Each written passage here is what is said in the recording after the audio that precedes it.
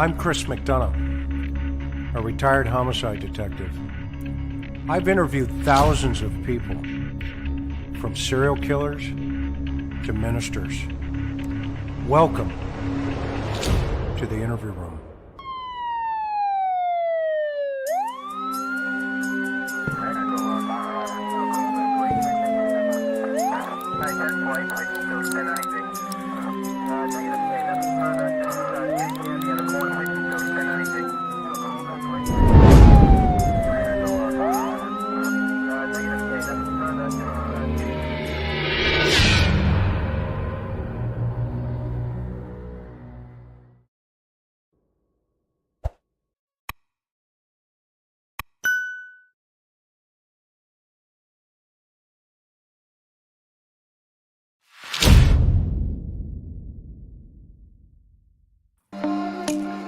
Welcome to the interview room, everybody.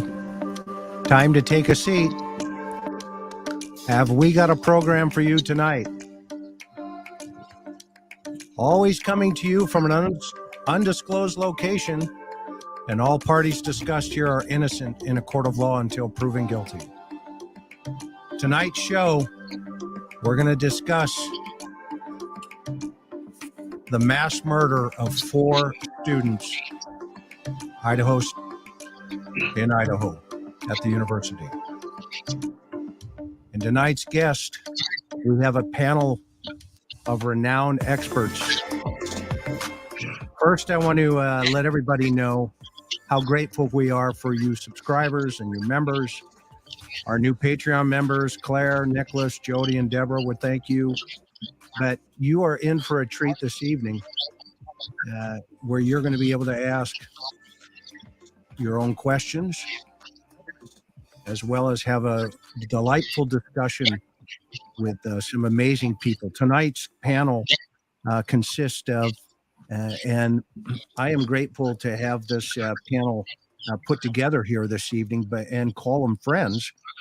We are all on the Cold Case Foundation, and as you can see, some are wearing their swag, and Ann's in her Christmas sweater, which I know she's going to win whatever prizes are coming her way. But let me tell you a little bit about this panel that's been assembled here this evening, everybody. First of all, I want to welcome Dr. Ann Burgess in the middle there. We're honored to have Ann with us again. The highly acclaimed Netflix series Mindhunter was based on the fictional character of Dr. Wendy Carr, directly off the very real Ann Burgess. And Ann is currently a Boston College professor. She's a pioneer in assessing and treating trauma victims. She and FBI agent John Douglas developed a new type of criminal profiling of notorious serial killers when the behavior science unit first originated. She and John collaborated for over a decade. John Douglas wrote about their work in his renowned book, Mindhunter, Inside the FBI's Elite Serial Crime Unit. His book was the basis of the fictionalized Netflix series, Mindhunter. John was one of those writers, as well as Ann participated in assisting in that series. The TV series ran from 2017 to 2019, and it got amazing rave reviews internationally. We're thrilled again this evening, and I'm thrilled that she's here and to call her a friend, to have one of the original Mindhunters this evening, Dr. Ann Burgess. Welcome, Ann. Thank you. Also, internationally renowned Dr. Gary Brucato, who's taking the upper right-hand corner here this evening. This is almost like Hollywood Squares, I would call it. Dr. Brucato is a clinical psychologist, researcher, and author in the areas of psychotic illness and violence. He has over 20 years of experience in clinical research, as well as clinical experience in his office. He was additionally trained in a private forensic practice, learning to conduct evaluations for civil and criminal courts. Dr. Brucato is a visiting scholar at Boston College, where he collaborates with Dr. Ann Burgess and Victor Petreka. Am I pronouncing his name correctly? On forensic research. He is currently serving as a consultant on a grant-funded project analyzing murders involving asphyxiation by strangulation and other means. Dr. Brucato is a full-time private practice, has a full-time private practice in New York City. He also co-wrote the book, The New Evil, Understanding the Emergence of Modern Violent Crime. This guy in Dr. Burgess, between the two of them and the next guy I'm going to read here, everybody might as well just get your popcorn and take your seat, because you are on the interview from here this evening. I cannot wait to hear what they talk about. Welcome, Dr. Brucato, this evening. Appreciate you. Thank you. Okay, in the upper left-hand corner for $50, and is my buddy and dear friend, the executive director of the Cold Case Foundation, Mr. Greg Cooper. Greg was an FBI profiler, and he is an expert in criminal profiling, as well as prescriptive interviewing and interrogation, investigations, and multi-agency investigative task force consulting. He has met with some of the best in the world. He and Ann and Gary go way back into the John Douglas days and further. He is a police trainer, instructor, and also a university and college professor. Greg has given expert testimony based on his work in serial crimes and, of course, crimes involving homicides, SA, kidnapping, and more. He's a very accomplished expert in this area. Greg has given expert testimony based on work in serial crimes and crimes involving the crime set that I just mentioned. He is also an accomplished author and co-author of the Crime Classification Manual, a landmark book classifying homicide, arson, SA, and others. His work as an expert witness in crime scene analysis was highlighted in the New York Times bestseller, and as well, Mindhunter, inside the FBI Elite Serial Unit by John Douglas. Welcome, Greg, to the program this evening again, buddy. Thanks, Chris. Appreciate it. And by the way, these are short bios, everybody. If you're just joining us, these are very short. So we're gonna get to the you can look them up. Their bios are below in the Cold Case Foundation, and then of course, the assistant executive director of Cold Case Foundation, my friend, my dear colleague, Dean Jackson. He's a member of the Utah Critical Incident Stress Management Team and is accredited instructor for the International Critical Incident Stress Foundation. He's a violent crime specialist and provides training for law enforcement agencies across the United States. Agencies on homicide, in those agency homicide teams, missing teams, and of course unidentified bodies, SA, cold case investigations, and stress management in relation to death notifications for not only law enforcement but first responders in terms of their trauma post those kind of problems. So each and every one of these distinguished guests here this evening has a book. And if you want to, I would encourage you at the end of the show, go down to the show notes below. You will see each of their books are linked. And I would encourage you to go purchase those books and really get to know our panel in a more in-depth and personal level. That said, we have an amazing, sensitive problem going on in Idaho currently. And as we all know, during this chat tonight, we want to remain classy, as well as I like to say, above the line. And so keep your comments, don't name people, put initials. We want to be sensitive to not only the families, but in honor of the victims, we want to pay attention to what we say and how we say it, without speculation, without guessing. because everything we say potentially could impact the surviving families, and we want to be considerate of those families throughout the evening. So we as a panel and as a team from this side are going to try to make sure that we are leading by example for each of you as you put your comments in the chat. So that said, all right, I'm going to start ladies first, okay? Because Ann, you have the most amazing sweater going, and then Dr. Brucato, Greg, Dean, just like we did, as we always do, open discussion. Bring your expertise to the table, and I am just going to sit here in total fascination, ready to learn myself something new. I know I will this evening. So I have a couple of questions. My first question is going to be, given what we know.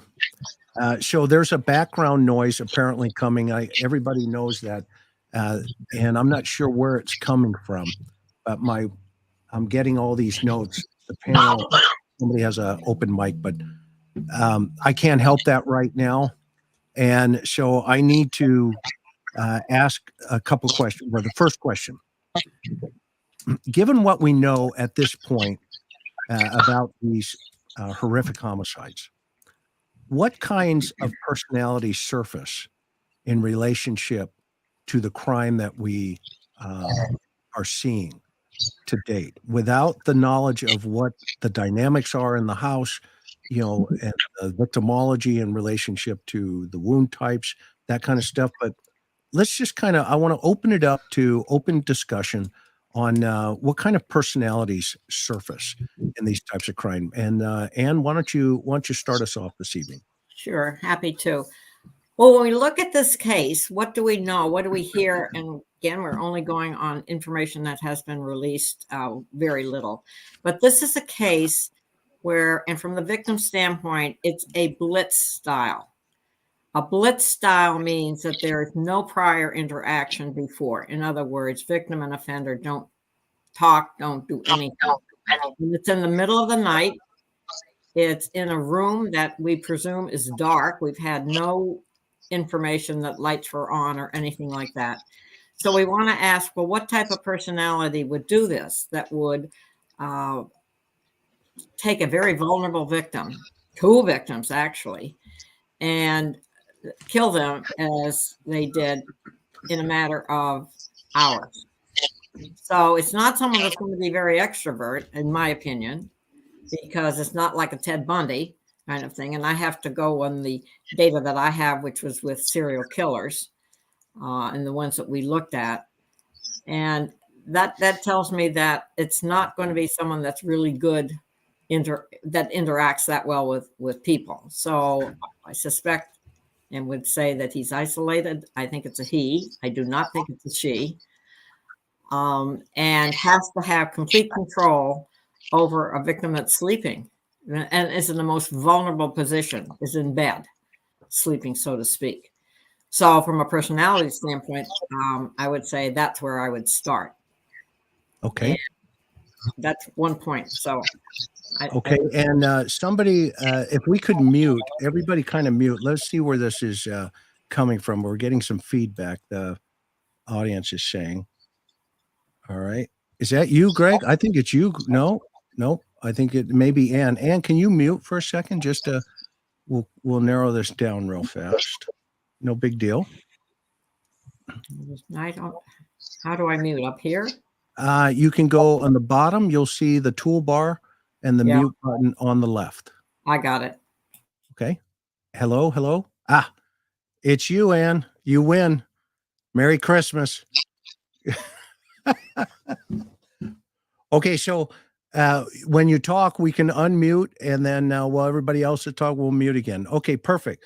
So, Dr. Brucato, what say you in relationship to dovetailing into Ann's comments?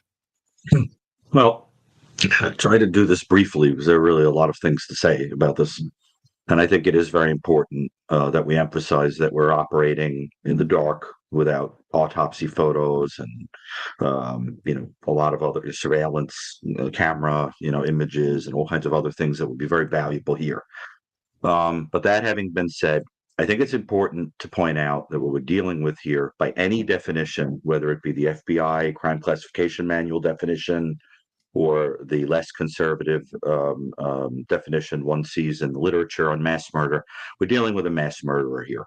This is somebody who killed 4 victims at one time in one location. We have no reason to believe yet that this is somebody who went on to kill again, killed in close proximity in time to the offense, killed before with any kind of cooling off period. Now, I can tell you, I was the lead author on, along with Dr. Wendy Carr, we co-created the Columbia Mass Murder Database during my time at Columbia Medical Center. That's, to my knowledge, the largest study done to date of mass murder worldwide. And I think it gives a little bit of information that might be helpful here. What we found is that what really matters is the weapon. And the fact that we're dealing with a mass murder that involved something other than a gun is very critical. So turns out from that very large data set that when we're looking at the use of a weapon other than a gun, the likelihood that we're dealing with somebody who has some odd characteristics that might be considered to be on the spectrum of being authentically disturbed is greatly increased, significantly increased. However, there is also a subset of people who use weapons other than guns that do so because they have a lot of the psychopathic characteristics like we see in people that are more likely to be serial offenders. Now, I will say that about 11.78% of the people in our database did in fact turn out to commit mass murder as part of a wider pattern of serial killing, but we don't know yet what's going to go on here. Now, my guess based on the data is that this is a person that I do believe is male. 97% of mass murderers are male, we found. I do not believe that this is somebody who operated with another person because I think by definition, this is an odd person who would have difficulty establishing relationships. I imagine this to be a person who would live a very restricted mechanical existence with a temper, a little bit of a paranoid quality that you would stay away from because you would sense that they were peculiar and that they were a little hot-headed, and a person that could really hold a grudge for a long time. I believe, based on the data that we have, that we're looking at one of two things. If this is a person who snapped emotionally and committed an impulsive kind of mass murder, then a knife would be chosen simply because it was around, and it's sort of like some of the mass murders we see, like in China, for example. There's a phenomenon where a mother, let's say, who is depressed, possibly psychotic, picks up a blade and goes to a school and kills children because she's in despair about her own life, that kind of thing. But the other thing you see are people who would choose a knife because of its intimacy with the victims, because of the enormous amount of pain that it would give, because of its possible symbolic sexual quality, because the person sees himself as delivering justice, a kind of a hunter figure who goes in like a mission. And what seems to distinguish between these more impulsive mass murderers and these people that are more psychopathic is that there isn't the impulse component. They methodically monitor, have a grudge, and plan to go in. And what I envision is a person who would treat this evening, this morning, early morning killing, the way we would think about a major event in our lives, like a wedding or having a child or something. It was like D-Day that went in after a period of probably stalking, watching, and committed this act in a kind of an explosion of frenzy, right? But this is not a person who you would picture afterwards to have regret or to say, why did I do this? But a person who would feel a very great deal of satisfaction. We also have to picture an individual who did so probably in the dark, unless he had some kind of military equipment or a headlight on his head or something. But I think that figures into this too. because remember, there is no overt sexual quality to this crime. There may be an undertone of it, and was certainly somebody who contributed to the literature meaningfully about how there can be undertones of sexuality in some of these people. But what it looks like is that this might have been motivated more by some kind of anger or grudge or resentment or misogyny or envy, something like that. And somebody who did so after a cool-headed reflection that they wanted to do this. So the sexual component is important, because if it's missing, then what you're probably looking at is somebody driven by a wound to the ego. Now, my final point I'll make is that when you have some of these ego-driven killers, you notice that a lot of them do their killing from behind the curtain or in the dark. I think that's very important that this was done in the dark. Think, for example, of the serial killer Robert Hansen, who hunted women in the forest, shooting them from behind in the dark. That's because if they turned around and saw him, he was just a little nobody. But from behind and in the dark, he was everything. He was a god. And I think that's important, because for some of these people, like, you'll notice that with serial killers, for example, where there's no overt sexual component, a lot of them will do things like write to the police and boast and seek attention and enjoy that they're slithering underneath you like a serpent that could strike at any time. The ego ultimately catches them too. It's their undoing. But the ego drives a lot of it. And I suspect that ego figures very heavily into this case, and that this is somebody who feels he was basically terrifying everybody and enjoys sitting back and saying, now all the women of the world are terrified that I could strike at any time. In other words, this person doesn't know if he is everything or nothing. Is he a god or is he a nobody? But in the dark, committing those crimes, I imagine he felt something like the deliverer of justice. Fascinating. Thank you. Fascinating. Greg, weigh in here, your opening statement to this particular challenge. Sure. I think first, the first comment would be, I think we're all functioning at a disadvantage in terms of coming up with a full puzzle, what the puzzle may look like, because we're missing a number of those pieces of the puzzle that would help us fill them in.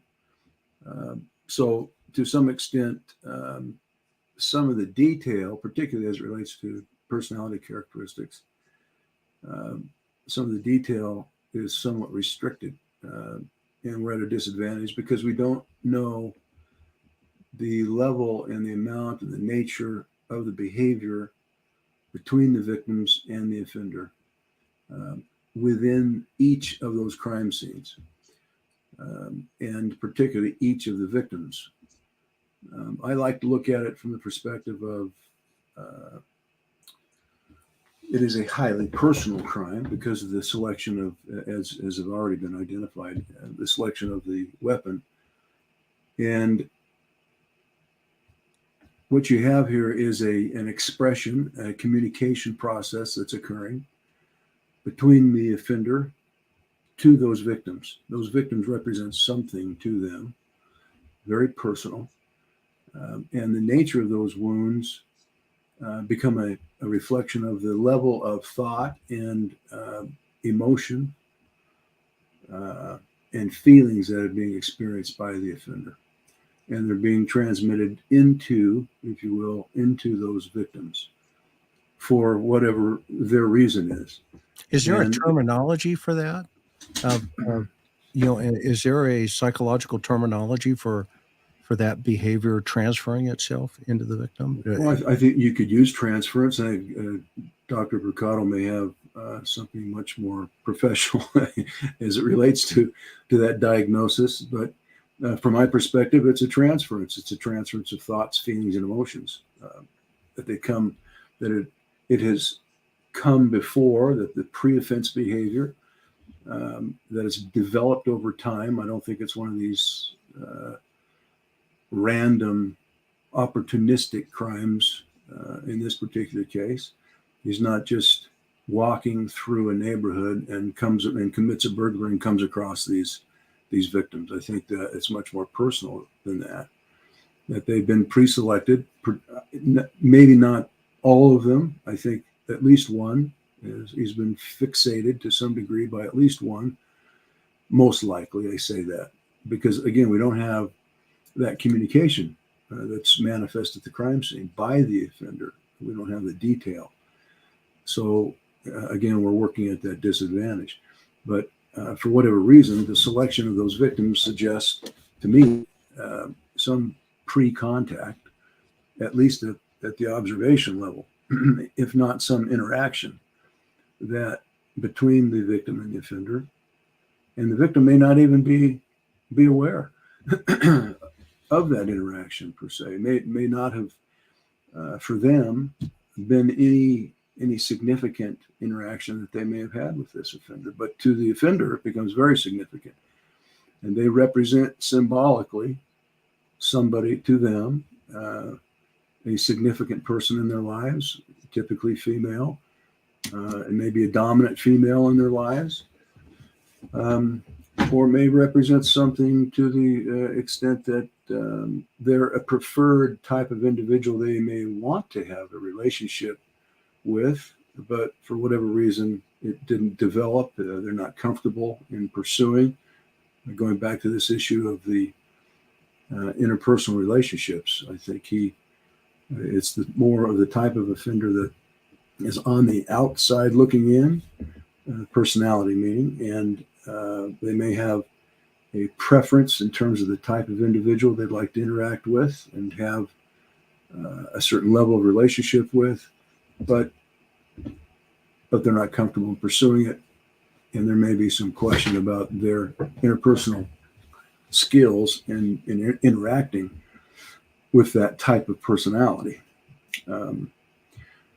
So I would say that the individual is familiar with at least one of those victims. The thought that we do know that at least a couple of those victims attract a lot of attention. It appears out there on the social media, and they're very outgoing, very friendly. It appears, and they're very attractive. So it may represent a certain type of victim and person to this offender. And it can range anywhere from a very personal knowledge to a symbolic group that may mean something to that offender. Perfect. And go ahead. And Dean, if it's okay with you, you and I kind of weigh in on the investigative analysis side of this. I want to keep this conversation going, if it's okay with you, with the psychological analysis above us here, because that was just question number one, and I just gleaned a tremendous amount of information. So I want to dovetail while we're still on this, wavelength here on the psychology side of things. Could there be more than one killer? And Ann, we'll start with you. Your thought process. You're muted. You're muted. That's okay. That's all right. I hope that I do that all the time. See if that noise comes back. There certainly could be. Anything's possible, but it really looks, in my opinion, like it's one person. To have two people or more than, unless it was like a gang. I mean, sometimes you hear these horrendous things on gangs, but it doesn't in any way seem to have that part to it. So I would say it's one person who has had the house under surveillance or had the victims under surveillance and knows to some degree what their routine is, so to speak. That he has planned it. I absolutely agree with what Greg has said, has planned it. And the dark is very important. I think Gary really emphasized that he commits this in the dark has a certain importance to it, that he can't see, doesn't want to see, or I don't know, turns the lights on. We don't even know that if the lights get turned on at any point in this. It seems hard, unless there was the moon out. I don't know whether they have checked on how bright was it outside. I'd like to know that. So sometimes you can get a very full moon and get some light coming in. Mm-hmm. But he had to have known enough about these the location of the rooms to get where he got to. and at least get to 2 floors. Why didn't he did he let 2 of the victims go on the first floor? Why didn't he let one of the victims' rooms go? We don't know. But at any rate, I would say 1 to answer your question. I think we're looking at 1, but I wouldn't rule out 2 it would be much harder, I think, to commit this with 2. And I would have thought there'd be more evidence of like footsteps, leaving, or footprints leaving the house. I always wondered why they didn't, because I think there was a light snow that night, and that would have been important. Okay. Dr. Brucato.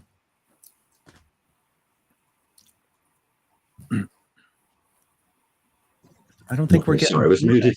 But there are some mass murderers that operate in teams, but you can count on a few hands the number of mass murders that are not associated with gangs or criminal enterprise, mafia killings, things like that, where you're going to have more than one offender working together. There are some, usually involving a very psychopathic leader figure and a kind of weaker-willed figure that works alongside them to eliminate a group of people.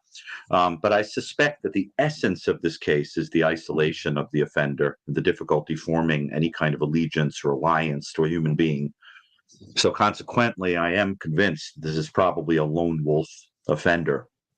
And I think these questions Ann is raising about the absence of a lot of of evidence really speaks to the planning and the fact that this is not an impulsive mass murder. And as I was emphasizing earlier, that really alters our profile, because once we're dealing with somebody that planned something like this and went in and did it, carried it out like that, you've got to imagine a person who, in the cool light of reason, could think of doing something like this and carry it out without, and be rational enough in the moment to do something like, for example, did he wear booties or something why was he not covered in blood, leaving trail, did he bring a change of clothes? And I have to tell you, I envision a person who went in there dressed for the occasion. He probably had that knife kind of hanging at his side and kind of wearing stuff to dark clothing. And, I really picture somebody who went in like he was going in for a mission. And, so that, this point about the evidence, I think, has to be explored further. Tells you a lot about the offender, I think. Interesting. Greg? Yeah, going back to the issue about it being planned, I think he's identified the victims. He's familiar with the neighborhood. He's familiar with that residence. He knows who lives there. He knows what condition they're in. At least he knows that they're asleep because of the time. And for that time of morning, assuming that they're asleep, and if he was aware of what they were doing that evening, of course, he knows that they've been drinking. And there may be a level of presumption there based upon what knowledge he has of them and their lifestyle, which seems to be consistent. So what's he doing there? He's increasing, or rather decreasing, his risk level to fail, and increasing the chances that he's going to succeed. I don't think he is interested in sharing this experience with anybody. I don't think you're going to find a second offender. This is an individual that finds a great level of satisfaction in terms of the power and domination and control over those human beings, and the impact that this is having on everyone from the families to the police to the community to the country.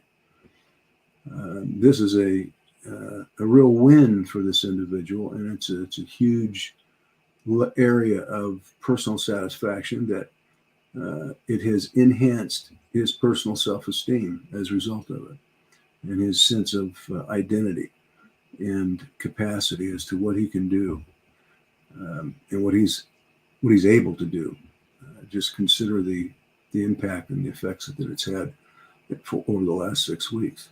So most likely it's one offender. I agree with what's been said, and I think the time, the condition of the victims at the time of the assault and the location of the assault suggests certain implications about those personality characteristics that we've kind of alluded to. He's not interested in interacting with his victim.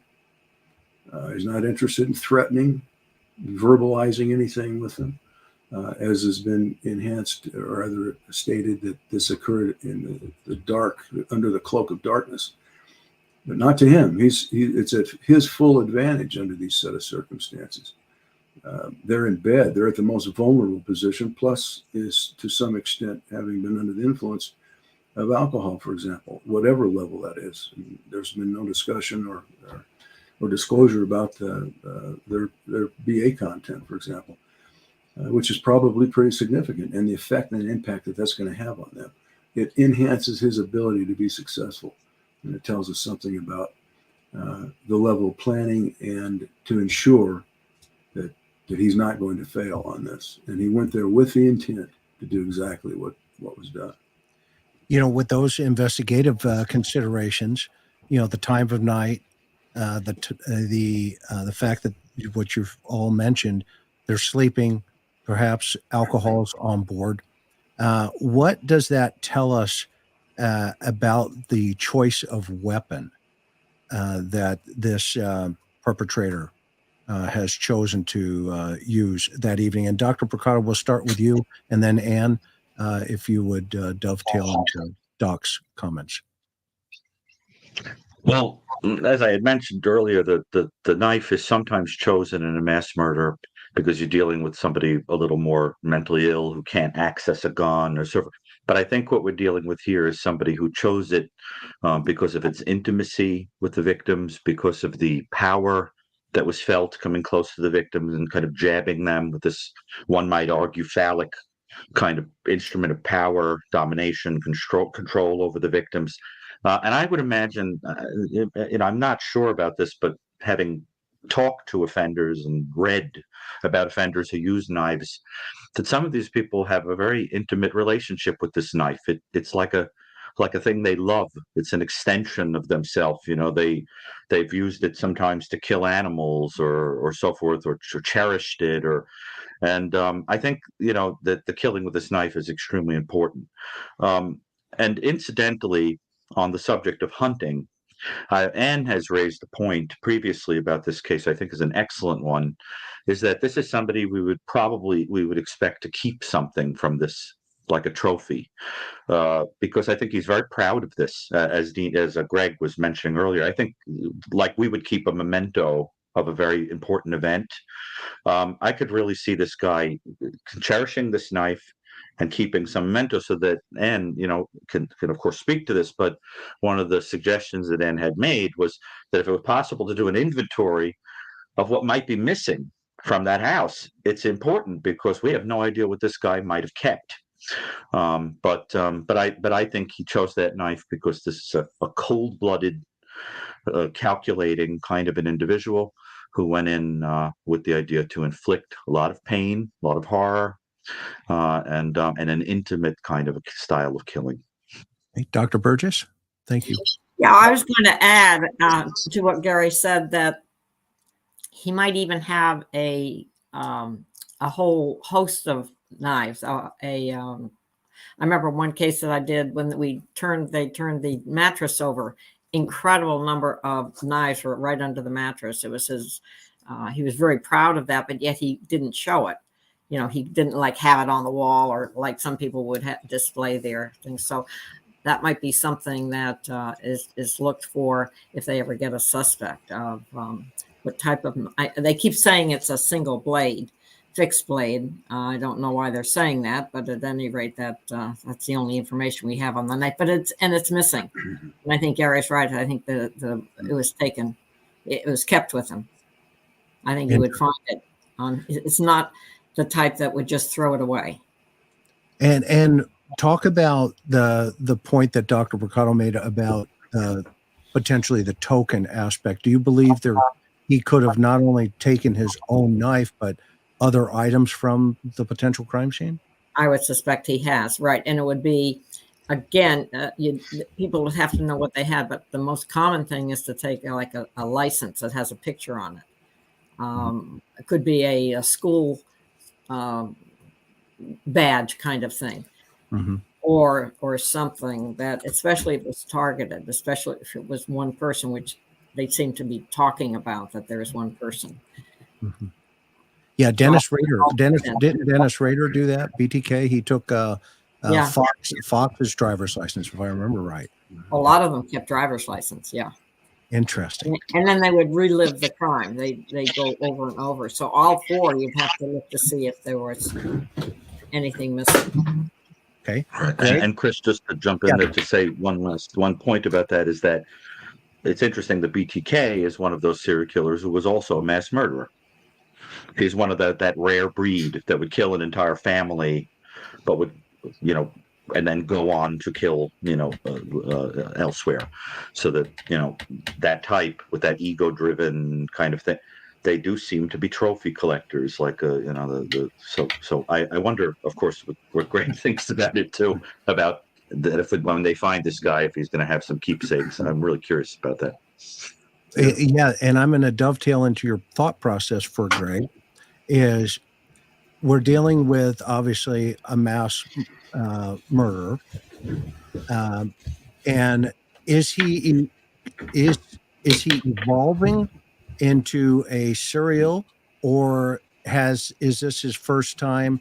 And there's always this idea of folks have been thinking about, is there a domestic connection to this? And he has taken this now to the mass murderer psyche, and I'd be interested to hear what the panel says about that thought process. So, Greg? Going back to the trophies, etc. Yes, this is very consistent with other cases where typically they want to take with them something that will keep the memory alive and to relive that experience in their mind and their fantasy. They have a very lively fantasy and active fantasy lifestyle, because that's where they first commit their crimes. And this is where the planning occurs. This is where the visualization of the who, the what, the when, the where, the why, and how. It's all committed in the mind before it's ever acted out, and which is reinforced in other things that they may do in living and preparing for that experience. Anything from reading about similar types of cases to looking at photographs, drawings, writings, reading about in articles about other cases, current cases that are going on. But this is most likely has developed over a significant period of time. Somebody just doesn't wake up in the morning and decide to go out and commit a crime like this. This has been developing for quite a while, I think, in this individual's mind. And the weapon is personal. He has brought a particular weapon, the style of the weapon, knows how to use it. Our hope, of course, is he may have left some forensic evidence in this process and the interaction that can be traced. But if not, most likely he's going to continue to maintain control over that particular memento. For the purposes we've mentioned, I think that he's felt comfortable with the weapon before, carries it with him, potentially, if not on his person, within his ability to reach it in a quick way, whether it be in his car or in some kind of a carrying type of a bag or a toolbox, or he has access to it because it's part of him and part of the identifying with that particular experience. And that suggests also, all right, how does that how does it relate to other activities that he's involved in that might require the use of a knife? And I think that's for the law enforcement to consider, that there's a particular utility that is familiar to him. He utilizes it in other areas of his life, very possibly. and has become very adept in the usage of it, and has become quite, in his own perception, quite masterful at it. Interesting. Dean, jump in here for a minute from an investigative analysis approach. What type of environments do you think the police should be looking for? I mean, there's obviously a report of some animal abuse that had taken place within a 3-mile radius of this situation. So what say you? What are your thoughts?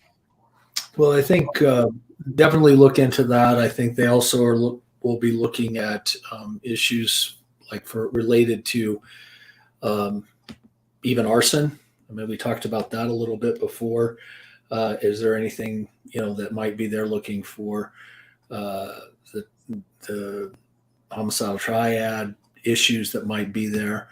I think one of the things that, going back to kind of where we started this discussion here a few weeks ago, everything that we've been talking about, the other interesting aspect is that this particular environment is very conducive to somebody watching.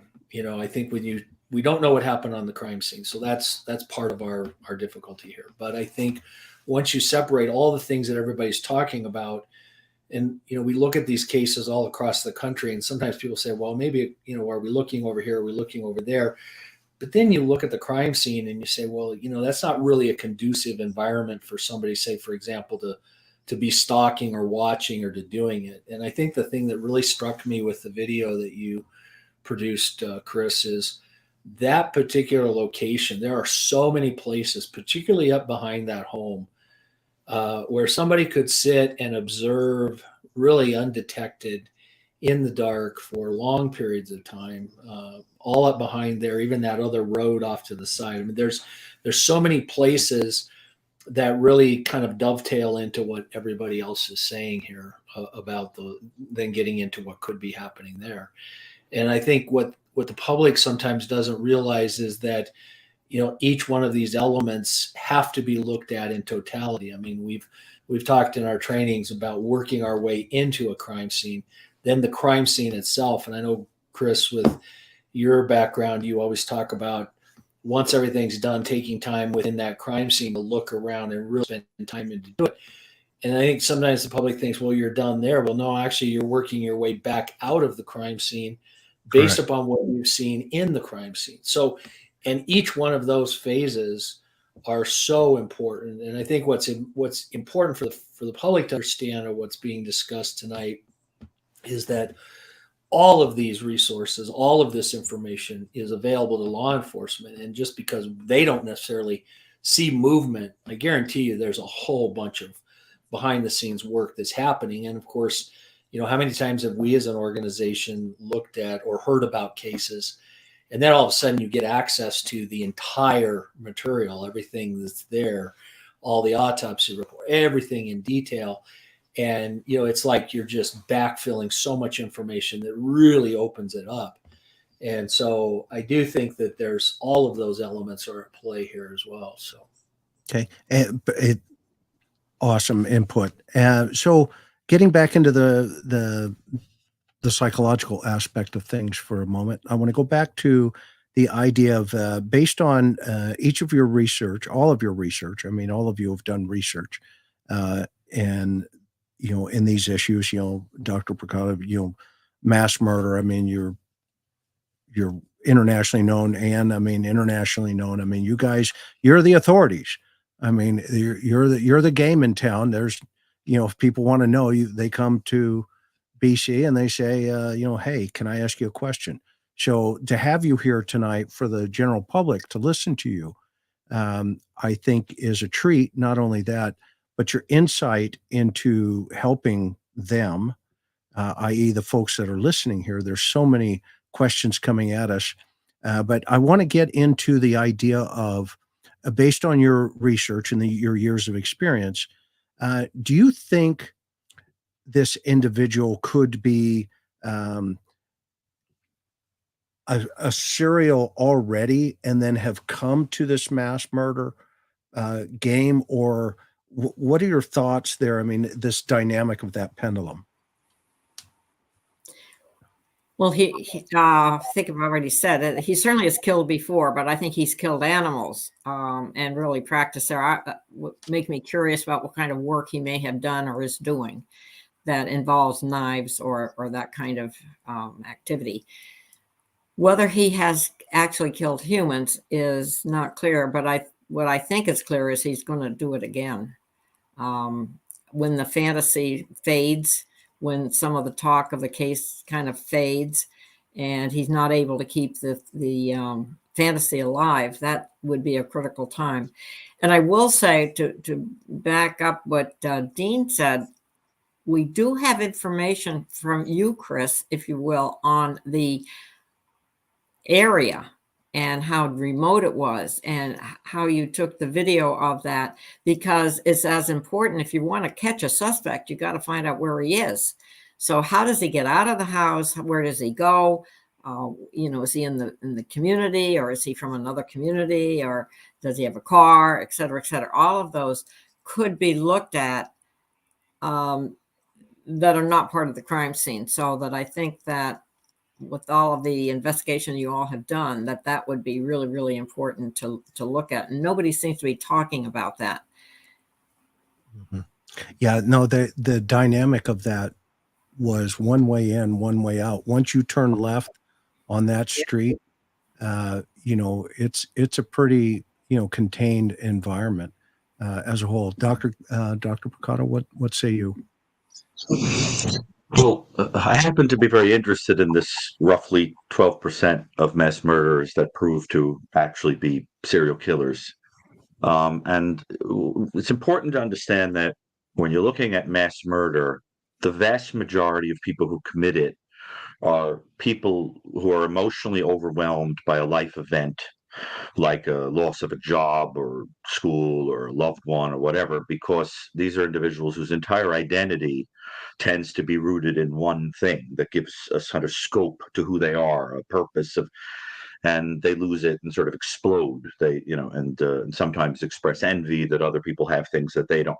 But there is this sort of subset of mass murders, and I think that's where this person falls, that look a lot more like serial killers, because what you see is not the kind of popping that but more plotting, methodically going out and committing, so that you're not really seething with rage impulsively, but you have this capacity to, in a kind of reptilian way, strike and observe and be callous and fearless, and so you start to get hints that this is somebody with a more psychopathic quality. Now, what's interesting is, if this person goes on to be a serial killer, what kind of serial killer would he be? Well, the vast majority of serial killers are sexually motivated. That's the huge bucket into which most, particularly post-1960s serial killers fall. But then you have other types. And one of the types is this more mission-oriented, not particularly sexual type, or at least overtly sexual type, where we would see people like David Berkowitz, the Son of Sam, the Zodiac Killer, Ted Kaczynski, serial killers that have a kind of they're angry about something. Are they misanthropes, or they hate women, but they're not overtly perverse, sexually perverse. And what's interesting about that kind of person is they have a trait in common, which is that they're very driven by the need for the public to admire them or be afraid of them. It's an ego thing, and they tend to contact law enforcement. Son of Sam did that, Zodiac Killer did that, Ted Kaczynski did that, etc. So the idea being that the motivation is much more about that I want to assert domination and control, not only over women, the victim in the moment, but I want the whole public to be afraid of me, almost as if I'm a kind of god. And what I think is that if this person goes on to be a serial killer, we would have somebody who was motivated probably from childhood, probably has been fantasizing for a long time about asserting domination and control over people, probably a woman. I agree with Greg's point about that. But the expression of that is not overtly sexual. It's more generalized. It's a kind of hatred that is overarching. And I think this is the kind of person who wants people to know what he did. And So I have a I question on suspect that. this is the person who, yes, I think this is a person who probably monitors the press, may even collect the press about himself. I think this is a person who would become furious if somebody said something about him that wasn't true or weakened him. And I think this is the kind of person that can be drawn out by, hopefully, by law enforcement because of his ego. We've seen offenders like this, for example, where there's a public event where the public is asked about their thoughts on the offense, or there's some giving of evidence or so, and we find that these people are present in the audience, or ask questions, or attend the funerals of the victims, or participate in memorial events and things.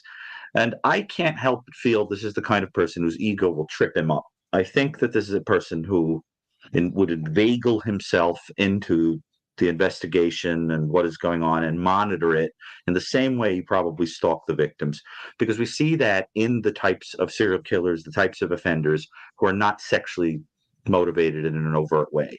Now, the other thing to mention is that about half of mass murderers take their own lives. One of the things I think we have to think about here is the possibility that the final expression of ego with this kind of person would be to slip away from law enforcement, take their own life, and that would be the end of the person. Then we would find that out later. But that is more common when mass murderers use guns, not when they would employ a blade like this. So I suspect this person is out there and possibly even watching this video that we're filming right now. I'd be curious about other people's thoughts about that, but I think the characteristics are there where we would not be surprised if the offender progressed to play this fantasy out, because I think the point is to find people who symbolically represent some prototypical figure that they loathe, and they're out there possibly casting the fantasy, looking for the next victims. I don't know how particular what these victims were. I suspect it was more that they symbolized some object of projection or displacement from earlier in life.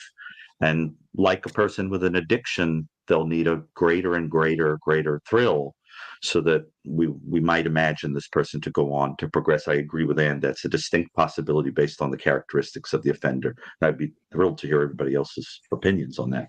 That is a fascinating point, and I want to add one more dynamic to my question now, based on what you just said.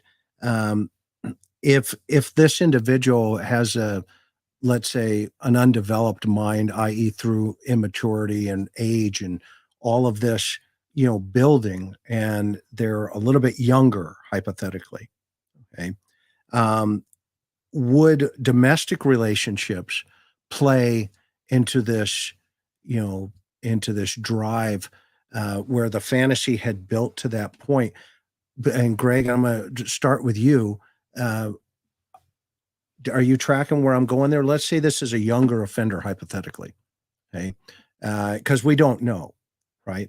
But does this look like, a younger offender who's triggered and boom, they explode? Are you see where I'm going there? Yeah, I think so. I think, at least in my experience, that it would be much easier to address these topics if we could see the crime scenes and really assess the interaction between the offender and the victim, and particularly the difference, if there are any differences, significant differences between how the nature of the assault, the amount of wounds, the location of the wounds, etc., on each of those victims, because each one of them portray a message for us, and without that information, like I've already mentioned, it's a big puzzle that we only have a few pieces to.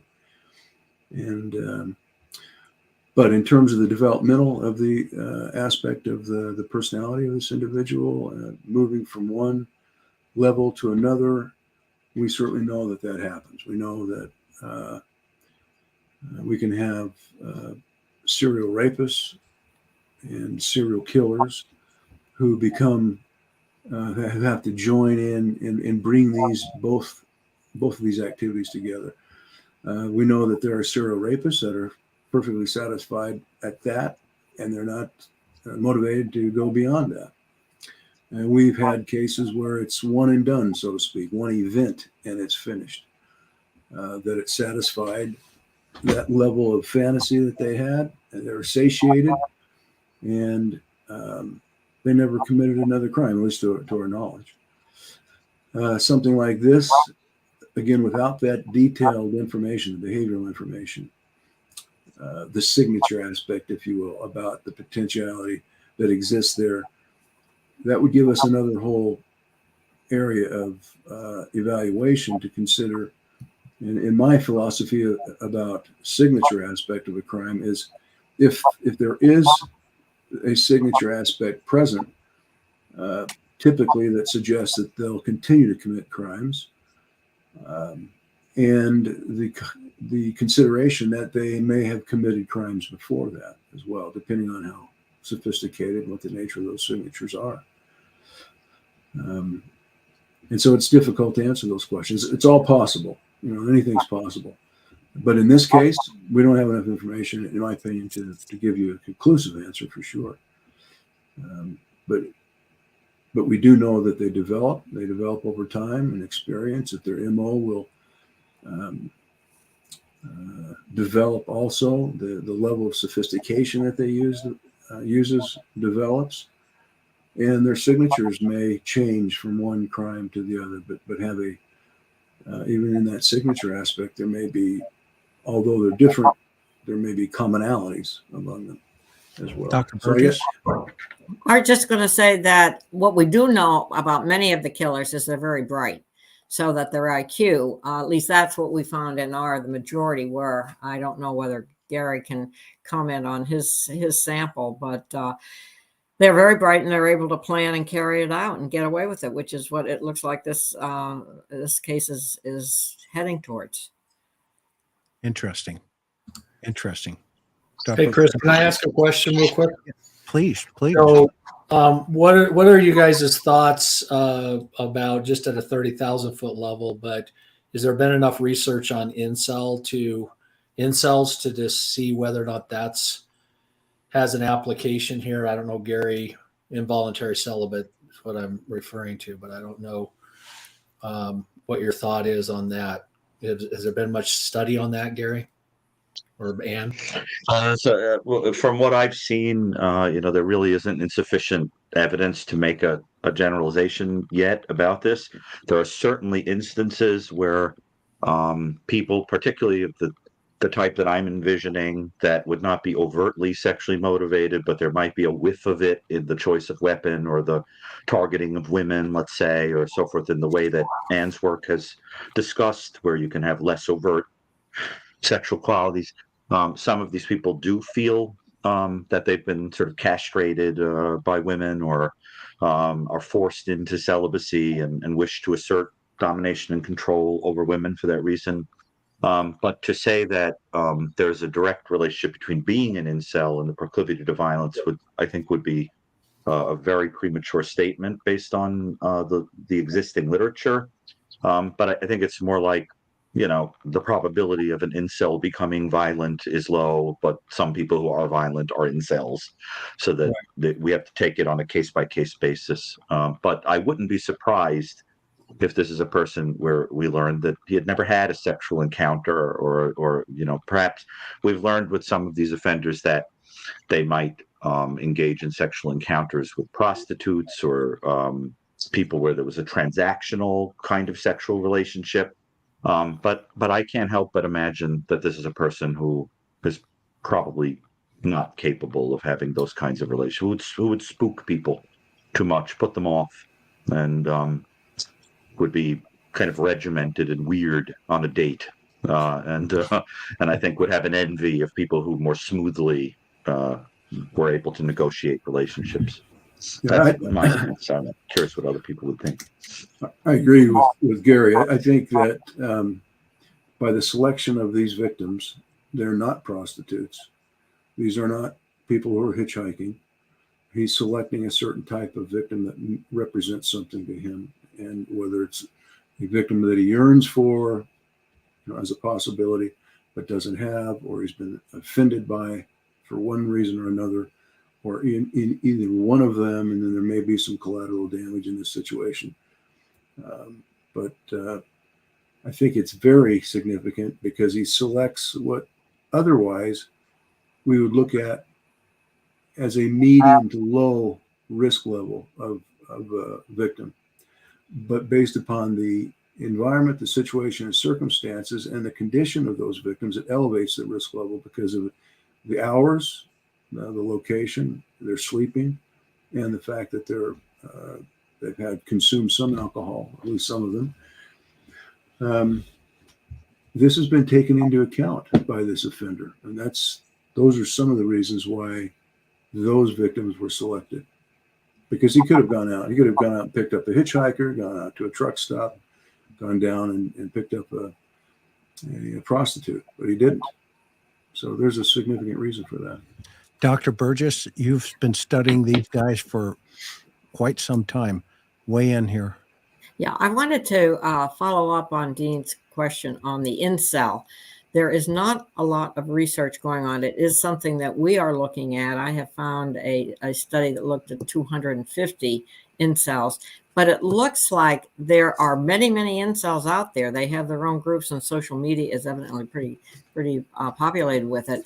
But there are groups that do not get into the violence. So I think that's the good news, if you will, but there certainly is a group that doesn't. We have 25 cases that we're going to look at in more depth to see where there has either been a murder, that they have murdered and then they suicide. Absolutely follows what Gary's research has shown. And then there's some others that they were able to arrest for other crimes before they became violent. So it's a very interesting area that has not been well researched and really needs it. And I think that's where law enforcement would need to get up to speed a bit on that type of offender. Not sure whether it's a new typology or whether it's an expansion of what we have seen before. That's something that we really want to look at.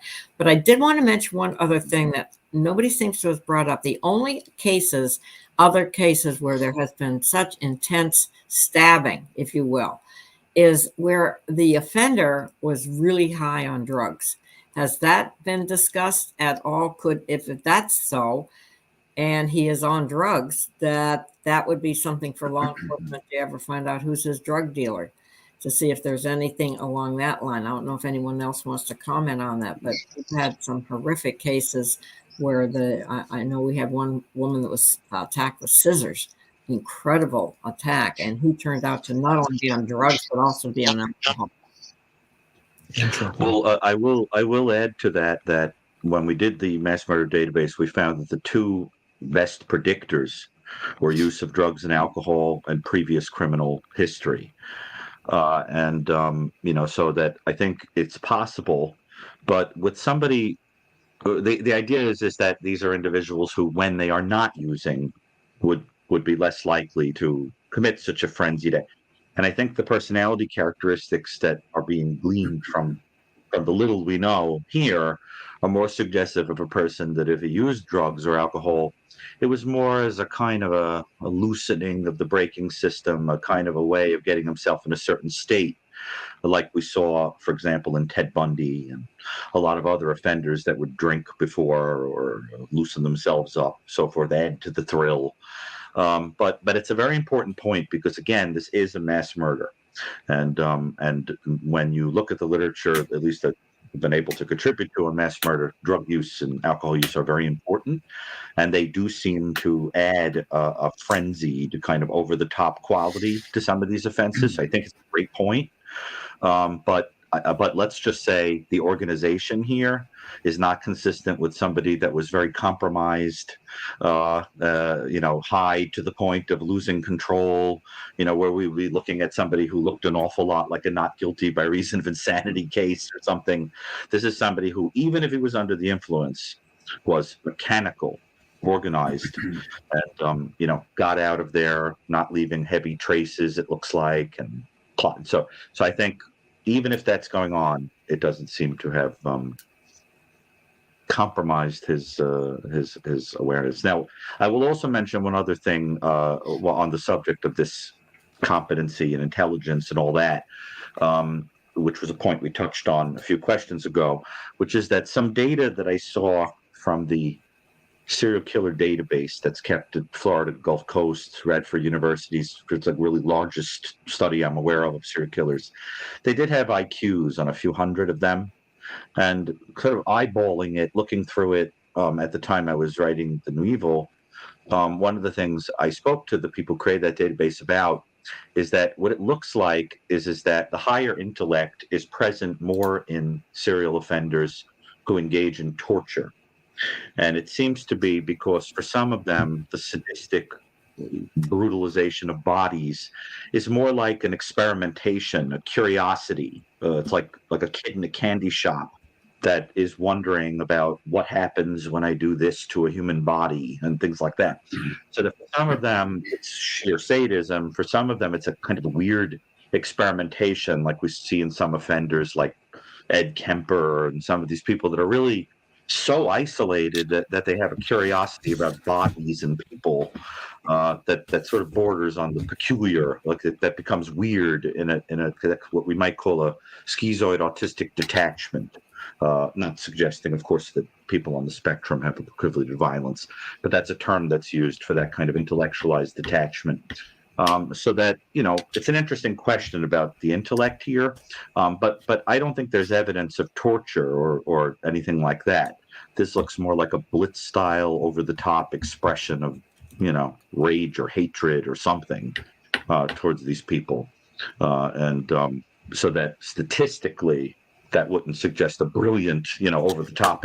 But this is certainly an intelligent person who I would suspect knows a thing or two about true crime and how people, what other offenders have done to get away with things.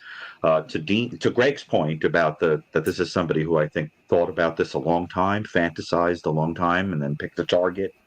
I think this guy knows a lot about other offenders and some of the techniques they've used. And I wouldn't be surprised if this person turned out to be quite a true crime fan. Greg, would you agree with that? Yeah, absolutely.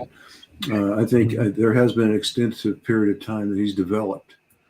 And he developed to the point where now he's confident, and he's very confident. He goes into that house at that particular time. He's planned it out sufficiently where it has reduced his risk level. And he's very competent and confident, both. He's prepared for this. And there may be discussions that he's had with people, not just about this. We've talked about post-offense behavior, pre-offense behavior. We're looking for why did he act out that particular night or that particular early morning hours?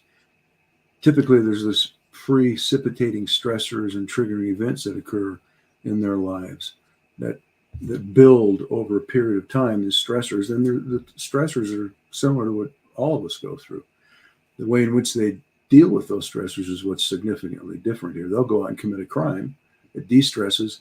It builds their self-esteem because when they're successful at committing the crime, depending on the types of crime, and certainly this falls in that category. And so something happened to trigger the event to do it that early morning hours, to make that decision. He was prepared, has been prepared for a while, most likely, and for whatever reason, something triggered it to say, this is my time. This is the opportunity, and I'm going to strike.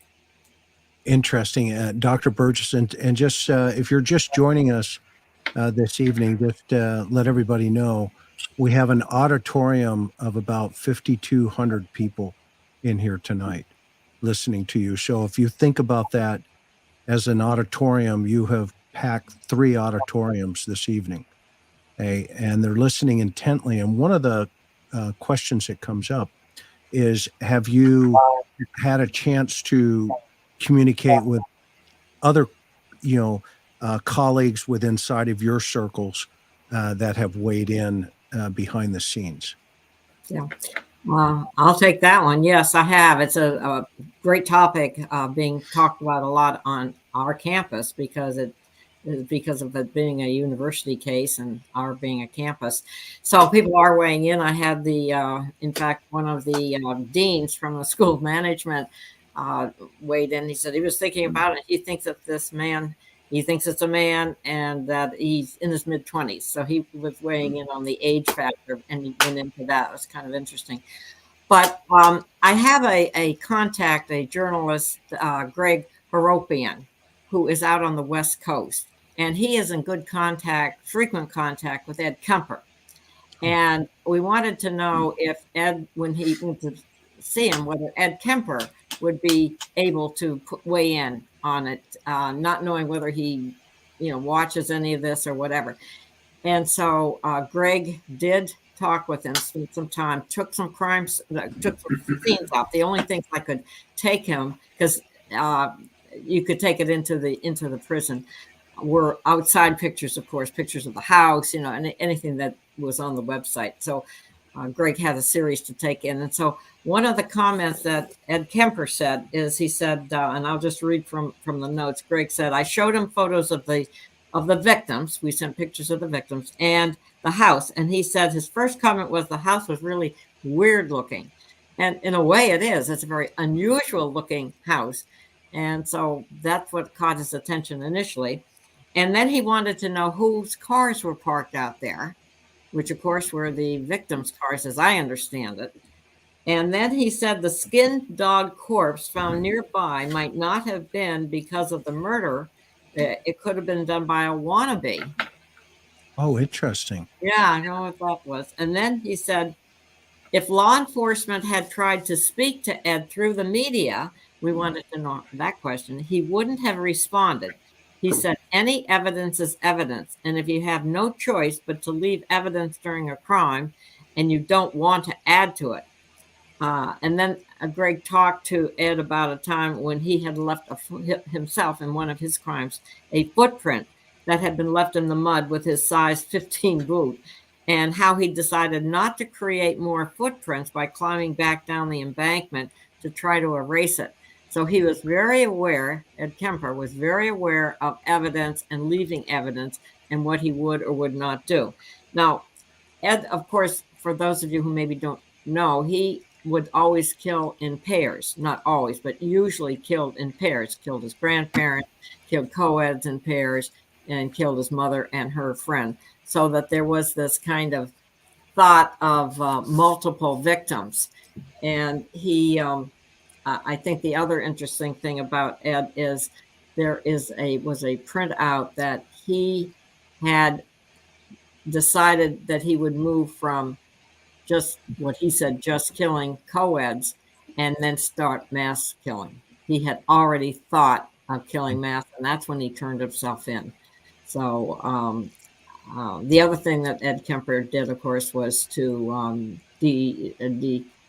decapitate the victims and cut their hands off.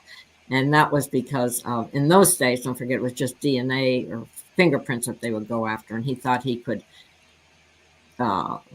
he was doing some way of avoiding. So he was thinking ahead of the investigators. Yeah. During yes. Post-crime, post-incident behavior. Right. And he would try to insert himself into the investigations, don't forget. He would sit with the police, and ask how things were going. He said he was a friendly nuisance, the police. So to answer your question, yes, people are talking about it, but evidently in the prisons, he only has access to local news. So he did not know anything about this. That's why Greg had to take photos in. Interesting. I heard it the other day.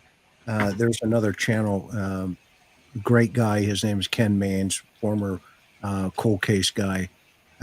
Ken interviewed a guy on death row up in San Quentin. And, this guy has been in prison for, I think, 39 years and hanging around with all these guys, Richard Ramirez, et cetera, up on death row.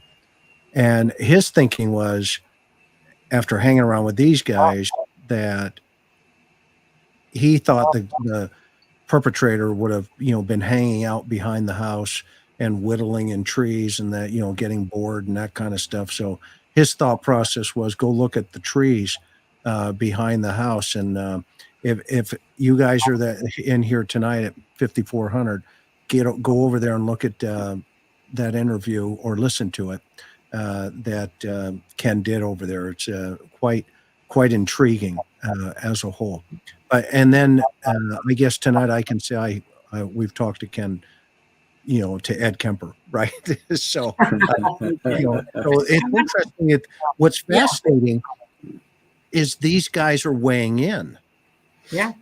Right. When they're asked, they're weighing in, which, that this has been in your wheelhouse, for many, many years. They really are, when you sit down with them, some of them are very likable, but they're so evil on the other side of that persona, and that's where I want to direct this question back at Dr. Brucato. Why is that? How can they master this chameleon aspect of that evil personality? There are different types of serial killers if we're talking about that type of offender. About half of serial killers have the schizoid qualities I was mentioning earlier, where they aren't particularly good at connecting to other human beings, feel a kind of detachment, so forth. And that type isn't especially good at faking interpersonal relationships, having compassion, all those kinds of things in a phony way. But the type of serial killer who is purely psychopathic, possibly sadistic, you tend to see among those individuals a phenomenon that in psychology is called splitting, where the person can, by day, live a productive life and be kind of innocuous and have friends and family and so forth, while secretly harboring this other part of the self where they've been angry for a very long time, that kind of stems from a time when they were less socially adept, where they hadn't yet learned how to fake it out in the world, and they're still mad about it from when they were bullied or ridiculed or symbolically castrated by a parent or treated like garbage or something, and they've been furious about it for a long time, and they resent the people out there in the world that are getting along with them and like them only now that they're all polished and kind of put together and under control. And you certainly saw that in Ted Bundy, for example, and some other offenders. But that splitting phenomenon is very interesting, because what you see in people who can compartmentalize in that way is that there tends to be a wish or a longing to bridge the split for the public to finally see what they really are, when they're powerful and in control and whatever. So that you see things like, the BTK right under everyone's nose, hiding snapshots of himself, where, the kids and the wife are just kind of walking around the house and at any moment could discover it, which would bridge the split. Or you saw in the case of Gary Ridgway, who at one point was the most prolific serial killer in U.S. history. It's been surpassed by Sam Little. But at one point, there was an incident where he killed a woman and left her corpse sort of festering somewhere out in a field, and then brought his wife out to the field to make love near where the corpse was festering, because the idea was it was almost a wish that perhaps if you brought these things close enough together, the split would dissolve, and suddenly there'd be awareness of what he was. So that I think what you see with some of these people is this kind of there's a lot of work to keep the split going, and a desire for the world to see what they are behind the curtain. And so I think it's a fascinating element to some of these people. But that type of serial killer tends to be more sexually motivated. And an interesting thing about them is, a lot of people say, oh, a psychopathic person lacks empathy. What they really mean is they lack compassion. But that type of person has, quote unquote, empathy in the sense that they could read the feelings of other people. They just don't care about them. So that, like, for example, a person might go into a shopping mall and find a child who's crying because he's been separated from his mother, and he recognizes that the child is in pain and sad and misses his mother, but he takes advantage of it. He lacks compassion. So he says to the child, oh, little boy, let me help you, and then takes him off and does God knows what. The person that we're talking about in this incident in the Idaho, here, I think would be somebody who wasn't particularly good at even faking empathy. I think this is a weirder person, a person who couldn't fake it long enough probably to even get a date or have a friend. which is why I think we see a lot of in the dark, kind of punishing of people who might be more successful socially, and kind of an envy about that. So I think when we find this person, that they're going to strike people as an odd duck, Hey, hang on just for a second. not a slick splitting, Greg has successful. to go to a Christmas party, so we're going to let him bow out. And so you feel better, he does not have his Christmas sweater on, if you can tell. Buddy, thank you so much for jumping in tonight away from your family, and I'll catch up with you tomorrow. And of course, we love you and the great work that you do. You're a great. Thanks, everybody. Great to rub shoulders with you. Everybody else is staying. Take care. Everybody else is staying, and we're going to take some of your questions as we move along. We got Dean here to fill that gap. Okay, there he goes. Let me do something. Oh, okay, he's out. Okay, so that was a great comment, Doc. Was there anything else? I interrupted you, and I apologize, but Coop sent me a text, and you know how we get. I gotta go, bud. I think that about sums up that part of the end. Okay. Okay. So, Dean, did you have anything you want to? Because you and I are kind of like two, flies on the wall, being the investigative side of this. I could sit here for days and listen to the psychological side of this thing, as always, and the profiling side of things. I mean, that's the one thing that I've always found fascinating. Being working homicide as long as I did, and all this stuff. But I've never been a profiler, right? I mean, I've always hung around you guys, and I know Dr. Park Dietz and many other folks, down in Southern California. Park is a good guy, and but to listen and to always learn is, I think, a really incredible opportunity to have you here, not only teaching the masses here, where they're, again, we're about 5,400 people, almost 5,500 people in this auditorium. So it's great. It's great. Dean, what did you, any thoughts that have come up to your mind so far? Because I've got a couple more questions, and then I've got 19 questions stacked up. I don't know if we're going to be able to get through all of them, but I've been marking them. So guys and gals, subscribers and stuff, thank you so much for your patience as we get through this. But this is fascinating. So, Dean, any thoughts? I've enjoyed all of this conversation as well. I think, obviously, having spent the last 10 years working daily with Greg, have just learned so much and continue to learn. And of course, to have Ann and Gary here tonight, for me, is I feel like a sponge. So I tell people all the time, it's like sitting in a master's level course on a regular basis, but I think the one thing I would just comment on, back to what was when the reference regarding the knife and the familiarity, and really my thoughts are coming more from just, we're looking at so many cases across the country. And so when I see something or hear something, you wonder, is there an applicable factor here? Because you see it in another case. And the one thought I did have was, because we're talking a lot about his proficiency, how important this knife was to him, all of those dynamics. And I know we've had cases where you have an individual who's really, they've developed that love or attraction or relationship, if you were, with the knife or the weapon through some of the martial arts type training. And so I don't know, whether or not he's actually enrolled in something, because to Gary's point, I think, that relationship, the ability to sit in a class and have that interaction, I don't know if he can go there, but I do think there's always, particularly where we are today on the internet, I could imagine him practicing and fantasizing, trying to learn moves and to do things. And, that idea that Greg was kind of focusing on, that this guy, believes he's got it all together. And so that's one of the things I think that the dynamic we deal with today that's unique is the internet. And, if you want to fix your dryer, you can go out and see how to do it and learn how to do it on the internet. So there's so many things that people are able to access. And I also was wondering, maybe both you could ask. I get all these questions, but my thought was, we talk about them wanting to relive. We talk about that through the aspect of keeping things, tokens, mementos, those types of things.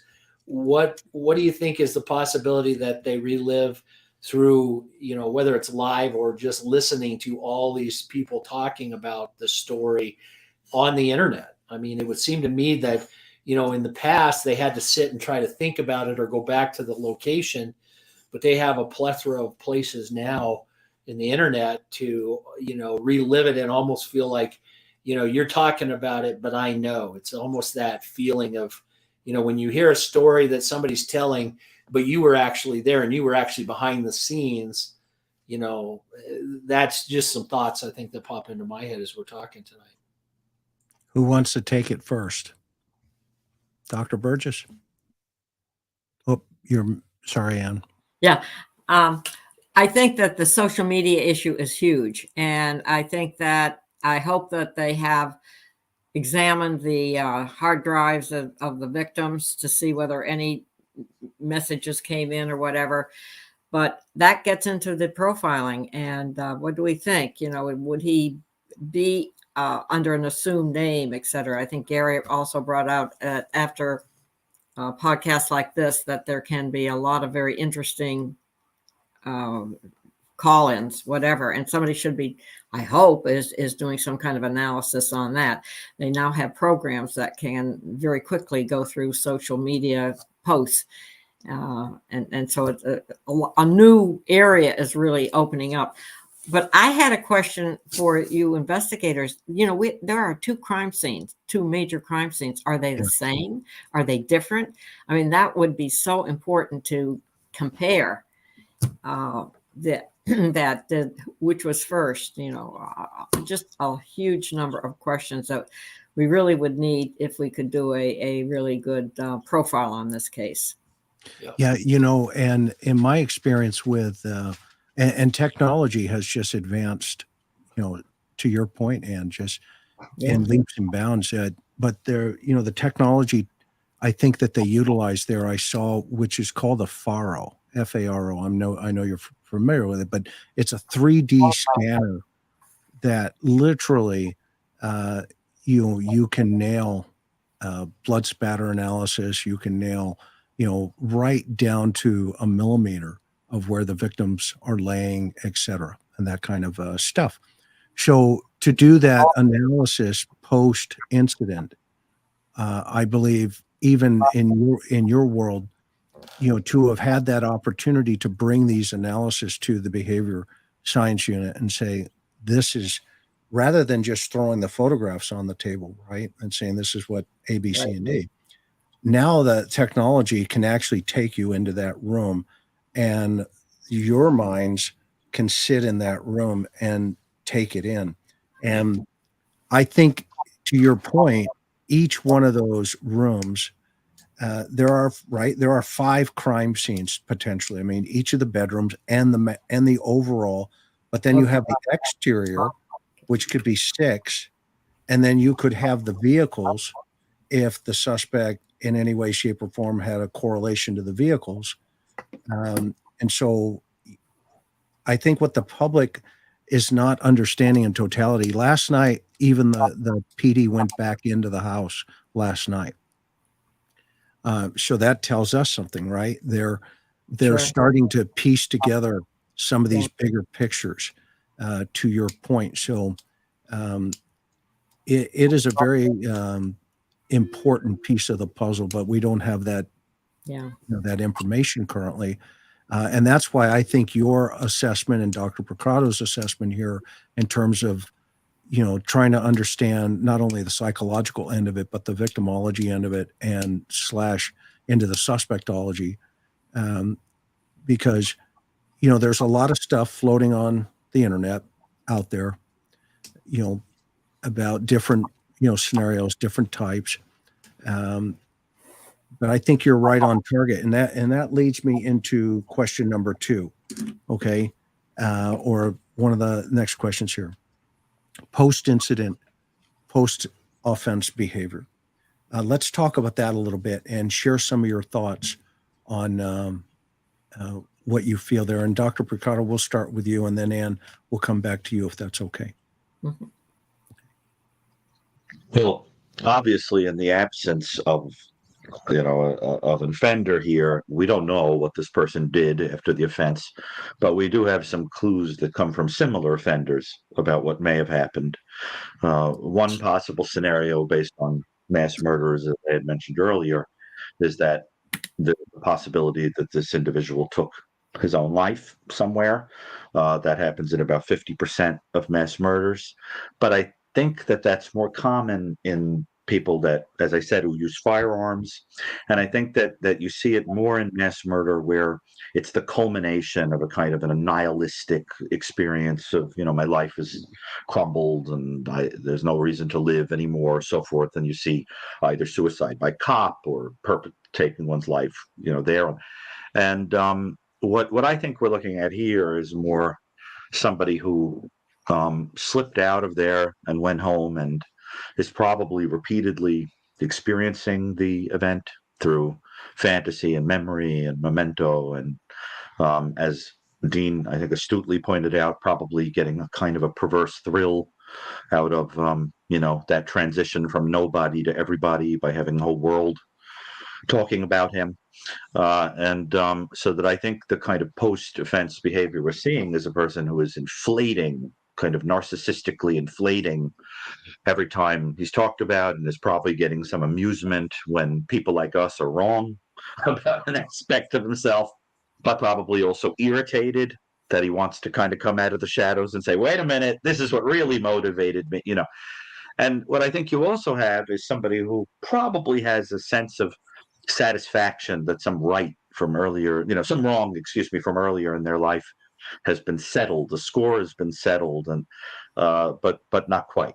Who might not be completely satisfied, who may say, well, that was anticlimactic. I need to keep doing this to settle that score, over and over again. And I think one of the things that's interesting about this offense is you really get the feeling that particularly the women in this group, were sort of lumped together the way that one thinks about the enemy in war or something, like simply because you have a certain characteristic or wear a certain uniform, you're part of them, that kind of. Now, I do think, based on other offenders, that probably there was a central target and the others were pulled in. We can't say that for sure, but it's possible. But I think we want to think about somebody who's walking around with a generalized hatred towards some group of people that they feel has slighted them in some way, probably women. And then if that's the case, based on previous offenders, one of the things we want to think about, and Ann, I'd love your thoughts on this based on your work, is that in many ways, what we could be seeing is somebody who is punishing that group or punishing women for things like consuming alcohol, going out and partying, having romantic partners, over the house, etc. So there might be somebody with a kind of moralistic quality that is angry about somebody that they think has been, let's say, in their opinion, wayward or a bad woman or a drinker or a whatever. So we don't know what is being projected onto these victims from previous experience of women or a woman in his life. And what would you say about that possibility of punishing?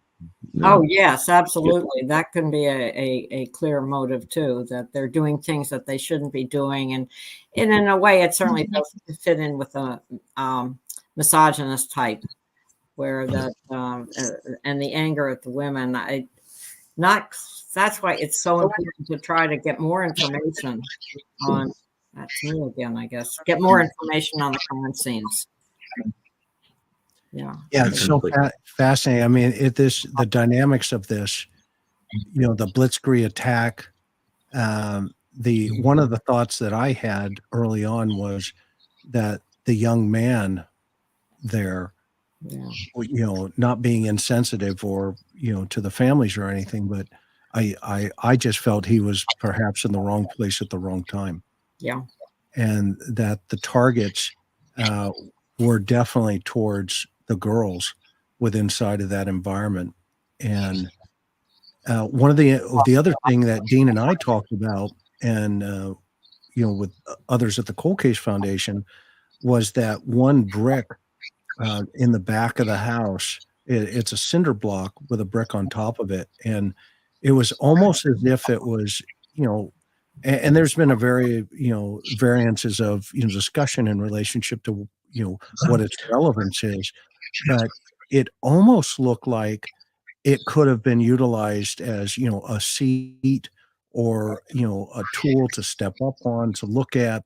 And of course, that's, we don't have evidence of that, but the fact that it was next to to a screen that had been pulled off from one of the windows, and at this point I don't think we know what the point of entry was into the residence, but it just gave me vibes of a voyeurism situation, which ties right into your point, Dr. Brucato, in relationship to this rejection aspect, this moralistic. I'm the hero here. I'm going to fix things, and that rejection internally as the trigger point that kind of pushed this thing, to its to starting, Right. and then Well, to that point, Chris, he could have been in the house getting very familiar with it while they were all out, because nobody came home till about 1 o'clock in the morning. So that house was probably empty. And we've certainly seen that in killers before. They just, the more comfortable they get, they can then commit the crime. So either he's comfortable with the house or he's comfortable with the area. He's been there before. interesting. Yeah. Well, I think that goes to predatory behavior, correct? I mean, when you have somebody who is a predator, potentially, then they're going to know their area. They're going to watch their area. They're going to, how to move. They're going to know exit points. They're going to have all of those things that would be there as part of that. I mean, just like an animal hunts as a predator. You see hunters that will set up in an area way before hunting season to observe and to do all those things. I think that's the interesting dynamic that you start seeing in these investigations, is these behavioral things. One is for a very legitimate reason, and you flip to the other side and you see people taking those same behaviors but applying them for very different reasons and purposes, So, Dr. Gary, jump in here. So one thing, and I happen to be writing as we speak about this for a book I'm working on, is this, how are victims selected? I'm very interested in that subject. And one of the things I learned from looking at interviews with offenders is that some of them talk about viewing somebody leaving a screen loose or a door open or something as almost an invitation. And the way they see it is it's very much like, you're loose. It's your looseness that caused you to die. You allowed me to know the code to get into the house. You left the door open. It's your own fault for that. So that what you start to see is their offenders will actually say that say things like, I checked a whole bunch of doors in the neighborhood and I killed the people in the house where the door was open because they were foolish enough to leave the door open. And it's because of that idea that they're projecting onto them that it's their own fault for trusting people, for loving people, for welcoming people, for not being paranoid, for not keeping their guard up. So then by projection, we imagine that this is a person who would hate himself for that. That this is a person who would say, if I was stupid enough to trust a human being and not have my guard up and let somebody in, well, then I deserve everything that happens to me, right? So you imagine a person who has been hurt by someone and feels that human relationships are a stupid vulnerability that one should not allow. And that was kind of that's very interesting how that figures into the fantasies that come out when they're hunting and prowling, and they project onto individuals that weakness that they would feel if they had allowed. So because I think that point about that, it almost seems this offender might have known the passcode to get into this house is very interesting. We haven't really talked about it, but that's something that comes up a lot in discussion of this case. And I'm curious, Ann, what do you think about that idea that he may have just been able to stroll right in? That or well, that's certainly possible. It was passed around and probably written down somewhere, but again, we don't have that information. But it also could be that the back of the house where the screen was out. Could he have gotten in there, and that would get to some idea of how big he was. Yes. Again, these are all profile characteristics that we would normally try to work on when you had the case information. Awesome. Yeah, it's a great point. Okay, so, But he must have been strong, Chris. yeah, exactly. Yeah, and not in a laughing manner. For me, I'm just, that's kind of a tension reliever, right? Just kind of like, yeah. I mean, the blitzkrieg aspect of this, to control. Yeah. But I think people forget though, once the first two victims have been taken out, it's easier to control the next two because you've learned, right, from each of those first two those two victims, the assault. And we don't know what the order was, and we don't know. And when we talk about, from an investigative aspect, we talk about, one of the victims had more wounds than the other victim, but we also don't know if they were together and who was, was someone closer to the suspect as he approached the room and immediately began his blitzkrieg. So that first individual would have potentially more, wounds. But then the aspect of that, to your point earlier, Dr. Burgess, is it a correlation in relationship to that target? And then the second person was just kind of in the way, and I had to do that as well. Right. Yes. So, okay. So let's jump into, I've got two questions towards the end, but I want you to take some of the audience's questions if you're still comfortable with that. And so everybody, thank you for your patience. Now there's a couple of comments in here and then donations. So I'll just kind of, as you're answering, I'll put some of the donations. So please forgive me. And everybody, thank you. If I've missed something, it is not on purpose. Forgive me. But here's more of a comment here for you, Doc. I could listen to Dr. Carey all day long. He is filled with sick knowledge. I agree. And Try being in there. Okay, this one was it premeditated in your opinions? And as we go through this, maybe we can just kind of hit these because there really is a lot of questions pounding away here. So I'll be real quick. I say yes. Okay. Gary, Dean? Yes. Okay. Opportunistic or voyeurism? Well, I think the problem, wording it that way, if we're following along, especially with what Dr. Gary's been talking about in relationship to these mass murders, but I think voyeurism would have been something that he was doing. But I think on this particular night, is it possible that he was being voyeuristic and something led to it? But I think you have to go back to what Greg was saying earlier. There are stressors and there is a trigger.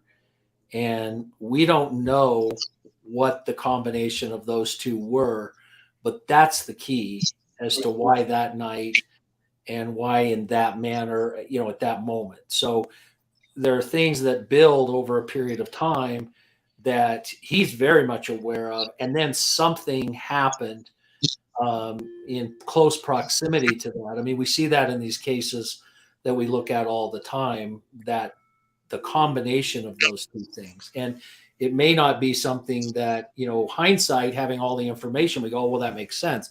But at the time, looking at it from the outside, you don't always understand what were the stressors that were building up. And to him, and that's the key, it's to him was the trigger, not necessarily it would trigger someone else. That's my thought. Okay. What's the average guesstimate of time before tension starts to build again? If this were first time, from Cherry, and thank you for that question. Is there an average amount of time that you guys? If this is someone who is going to go on to be a serial killer, there would be a cooling off period after the offense. And I have looked at this, and I can tell you that there are cases in which the cooling off period is as low as a month. But there are also offenders where the cooling off period can be years, like in the case of BTK that we've mentioned a few times. So, but the average tends to be a little bit closer to like less than a year. You don't tend to see people doing that like BTK did. So that I think, the next year or so would be a scary time in terms of the possibility of this person offending again. But if this is somebody who goes on to be a serial killer, what I think we're going to see is it's not somebody who's going to do it in Moscow, Idaho.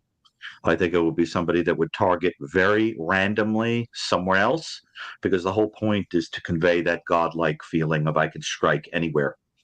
And I can tell you, and Ann can tell you, and Dean can tell you that these offenders can survey a home and a group of people or a person for a very long time. There are serial killers like Israel Keys that surveyed places for years, with the idea being it added to that godlike feeling of it comes when it comes, like a thunderclap. So but I wouldn't be surprised if it were somewhere totally random, if it did happen again, and I'd be looking at the next year. Interesting. Do you think it's a local someone or out of state, if you know? Well, I've already said I think that it's someone that's very comfortable with the area. Either they live there, went to school there, whatever, and then it's not very far. They're so close to Washington, state of Washington. I understand it's only like 8 miles to the university over there. So if it's out of state, I don't think it's out of state very far. Okay. Dr. G, this one's for you as well. And Ann, you can jump in if needed. Is this individual introverted and are people weary of him? That's a really good question. I like that question. Well, I think there are elements here that suggest a more psychopathic individual. And psychopathic people tend to be a little fearless and kind of able to do things the rest of us would find kind of scary or probably would worry about doing. But I do think that when this person attempts to engage others, they are weird. I'm not sure it's introversion. I just think that they're odd. And a little too regimented, peculiar, would probably make remarks that were off-putting. In fact, one of the things I'm very interested in cases like this is when the offender is identified, dead or alive, is to find out if they've had any previous criminal history, which is very common, as I mentioned, in mass murderers. And I wouldn't be surprised if it were things that had that interpersonal quality, like getting hot-headed and yelling and screaming at somebody who slighted them in some way, or kind of holding a grudge and then doing some callous thing to somebody that to kind of level the playing field. Because I think this is a grudge holder and somebody who sees himself almost like at war. And doesn't matter if it takes a minute or a year, they're going to level the playing field. So I wouldn't be surprised if this is not an introverted person, but an isolated person, and a person who is very angry. Interesting. Ann and Dean on this one? Yeah, I would agree that certainly the anger has to be there. People don't kill enough. But I also think he has a criminal history, not necessarily murder, but certainly it could be it could be sexual essays. It could be a variety of types of crimes, and then it's working its way up. Why not the two survivors? Why not the two? That's a great question. Yeah. First of all, we don't know the inside of the house to know how easy would it have been to be able to get to that. Second of all, it could have been locked. Third of all, he could have been exhausted. Yeah. But it doesn't make sense that he wouldn't go in there first. But again, they've got these two doors, and I still in my mind don't have how this house really works. So those are just some suggestions, but I'm sure Dean or Gary have other suggestions. Well, I was going to say, I think there's a couple of different things. The layout of that house is kind of interesting because you think from one side it looks like it's 3-story, from the other side it looks like it's 2-story. And it's because it's built there on the side of the hill and everything. So I think yes, where he came into the house, the order in which he did things is going to be a factor to it. And Andy, your point, he's tired. I think this is not, this is going to take some it'll put an exhaustion level to him as well, and to keep that up and sustain that long term. And I think we also don't know what if any defense was measured against him. We don't know the inside. We don't know the victims. We see cases sometimes where we look at, you can tell from the autopsy, even though it's a knife, wounds and all those things, there's all kinds of defensive wounds. And that this was an incredible struggle. And then you look at another crime scene and you sit back and go, there's a lot of stab wounds, but there's not really any defense wounds. The person was really, so all of those things I think would kind of feed into trying to answer that question. Right. One other thing to mention is that I do think it probably was something pragmatic, like not having access or being interrupted or being afraid of getting caught or perhaps being exhausted.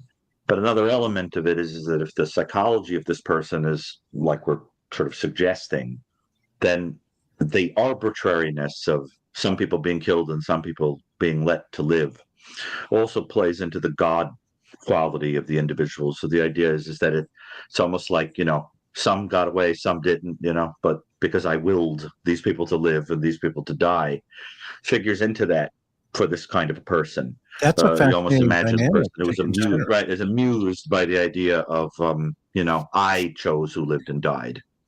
Haven't we not seen that happen in some of these mass shootings, right? And there's been that, I think it's some of the school shootings and stuff, they've chosen to allow somebody to live, so yeah, that's a fascinating. I think it's something to think about, because I can't help but feel that, that there's something to the psychology of this person of going from a nothing to being God. Do you think he's revisited the crime scene post-incident? I know that's a baited question, but I think it's a good question. I mean, we don't know, but what do you think? I have my opinion, but I want to hear. I don't have a doctor in front of my name. Often in his brain, yes. But Ann, Dean, wouldn't you say, based on offenders that have been identified, it wouldn't be shocking, right? Also, wouldn't be shocking for him to visit the graves of the victims, or and so forth, because I think the key to this is reliving, right? That kind of experience, and also to have control. And to be hovering and amused by the idea that other people don't know you're right underfoot.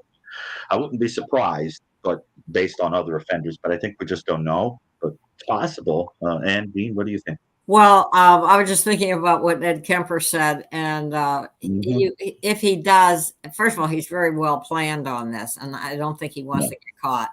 It's not one of those that wants to be caught, but at any rate, that if he was in the area, it would be for a specific reason. And I would certainly hope that law enforcement was keeping a close watch on anybody coming and going, because it is in such an odd place. It's only one entrance in, as I remember on Chris's video. Yep. So he could be. I think he's more listening to what people are talking about, going on social media, those kinds of things. He doesn't get engaged with people. So this is a way to stay very isolated and still yet get vicarious pleasure out of watching and so forth. Yeah, I think if you look at the older cases that we've all looked at, and we're now looking at the newer ones too, the media is changing, and the accessibility with video out there, for them to keep a newspaper article versus having a video that they can go back and look at and see the scene, those types of things may, and here again, it really depends upon their personality types and what they need, but they may be finding ways to satisfy that need because they can get access through the new medias that are out. Would it give them a thrill to go back to the grave sites and or attend the memorials? I think it would. Of course, yeah. Of course it would. And again, I hope they're videotaping everyone that came to the funeral or the memorial or whatever, and watching that and comparing it. Dean, I'm sure, and Chris, I'm certain you've used those techniques in your work. Yes, we have, and we'll let those kind of set into the window. Okay. And by the way, this was a comment earlier on, and thank you, Rebecca. Let's see here. Any insights from database? So yes, there is. I'll answer this one real fast. It's NCIC, obviously, and then VICAP, Violent Information Criminal Apprehension Program, which was developed by Ann's office at the FBI and the BAU. And these are serial characteristics with Greg as well. In relationship to crimes all around the United States. And quite frankly, sometimes it links into Interpol to where if an individual was traveling, these would be, characteristics that would be similar in type, and it connects agency to agency. And with technology today, those softwares have developed and they are very fine-tuned. So great thought, and thank you for that question. Could it be the same individual? So there was a dog that we mentioned 3 miles away, and what was interesting, what's horrible, is the suspect basically took the pelt off of the animal and left the fur on the legs and the head, but took the body pelt and literally skinned the dog. I've tried to get hold of that report, and they're holding that report close to the vest. So what say you on that thought process within 3 mile jurisdiction? And you said it could have been maybe a copycat. Earlier on, I believe one of you commented to that. I couldn't remember. That's what Ed Kemper said. Oh, that's what Ed Kemper said. Yeah. Ed Kemper said. Well, I wonder if it would be somebody that does taxidermy. I meant as the killer. Interesting. Yeah. And there is one nearby. I believe I heard. I have to triple verify that. That there's a taxidermy right there in Moscow. If anybody in the chat living in Moscow knows if there is a taxidermy in your city, can you verify that for us, please? I just thought this dog thing was just horrific. Yes. I think there was a rabbit. A rabbit? Yeah, well, there was a lot of coyotes, or there was a lot of animal activity that was killing some local animals. But this one was specific. And the suspect even unhooked the dog's collar, and it was within less than 100 yards of the owner's house. The dog was let out about 2:30 in the morning, and the dog didn't come back. The owner went looking for it, and it was sitting right there. It was laid out almost purposefully, to say I was here. Kind of interesting. And then, of course, this other situation. Well, there's your person working in the dark, a night guy. Okay, so the Greg. Remember the inversion of the word dog is God, and so you have this weird, gets right symbolically to the point, that you're one or the other. Are you a dog or are you a dog? I think that's the essence of this kind of character. I never even considered that. God, and is this subtle messaging, right? And I'm not necessarily suggesting it's conscious or even unconscious. I just think it's an interesting little hook, but the little accident of language, but interesting nonetheless. But look, let's put it this way. I think Ann and Dean would agree. We don't know if there's a link with this incident. Right. But let's say we wouldn't be surprised if it turned out that there were, because it would be consistent with a person who is going to, kind of gradually increase the need for expression of this, of these kind of feelings that he has. And it's a particularly cruel thing because, as I understand it, there was a flaying of the dog, correct? I mean, you could just imagine how awful this must have been. And again, there's that whiff of that kind of weird experimenting, and that I think would be characteristic. I don't think this is a slick psychopath, socially adept psychopathic person. I think this is an odd guy who would experiment and kind of be interested in things like what happens when I do this to this body, which is why it's so interesting that Ed Kemper, who was of that type, commented on it, because he's like right of the same ilk that I think this person is. But who knows if there's a connection? But Dean and Ann, wouldn't you agree? We wouldn't be shocked if this turned out to be the handiwork of this offender, right? No, and especially I think when it's in relationship to the timing of it. I mean, there's the aspect of what it was, but then there's also the timing. I mean, within just a couple of weeks, I think, was it 3 weeks of this. And it was somebody was bringing this to the table in an investigation, and they said, well, 10 years ago, somebody did this to a dog in the community. I don't think it would have the same level of significance or potential significance is probably the better way to say it. So, it's somebody in the middle of the night at 2:30 in the morning and just happens to come across a dog and do this and does this. That's really, And some offenders talk about putting dogs down because they bark and could lead to their detection, like voyeurs and things like that. Sometimes eliminate a pet for that reason. But the viciousness and the cruelty of it is some kind of obvious expression of something psychological. The person, this is not a practical, let me get rid of the barking dog kind of a thing. But if there were a connection, it does make one wonder about surveying other houses and looking for places that are easy to, gets right back to that point about looking for the place with the open door, but I think it may be a red herring. We don't know yet. It's an interesting. What do you think too, Terry, about what do you think about because now wasn't there a dog in the property, Chris? Yes, and the dog wasn't, and our understanding is the dog wasn't injured. Well, so, the dog wasn't. We don't know what the circumstances are around the dog in terms of being in the house or something. But there's been no indication that the dog was killed, though, right? No, the dog was not killed, and the dog. So going back to what you said earlier, Gary, about the possibility of victims, some being chosen, some not being chosen. Here it is again, potentially, if that is a connection.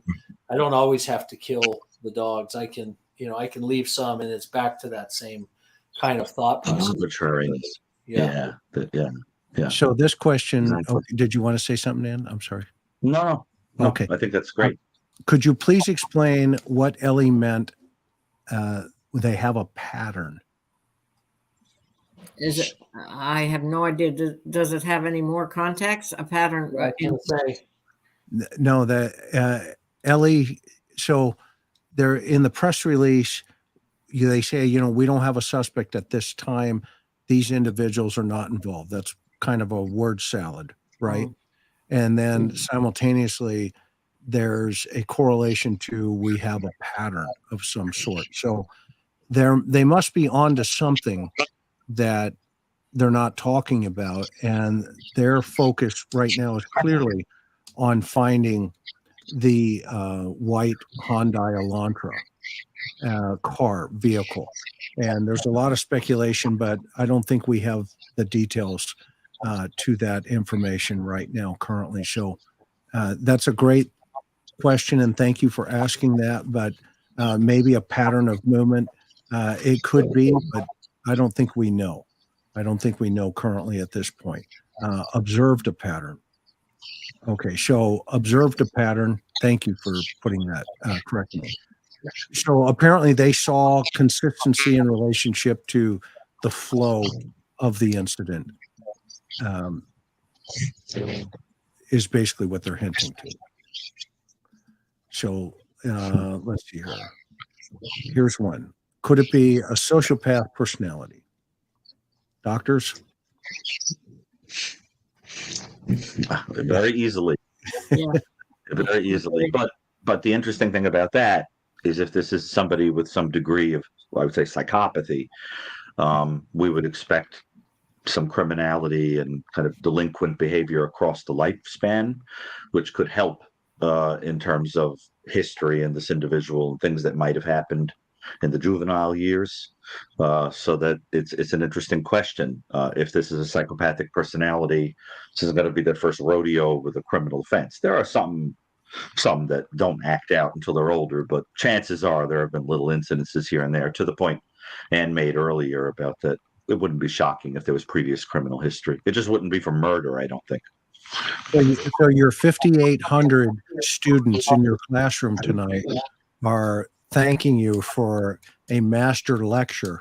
And I concur with you, Alyssa. This has been a fascinating lecture. And we're not done yet. We've still got a couple more up here. And then we're going to let Ann get back to her holiday celebration and Dr. Brucato as well. Let's see here.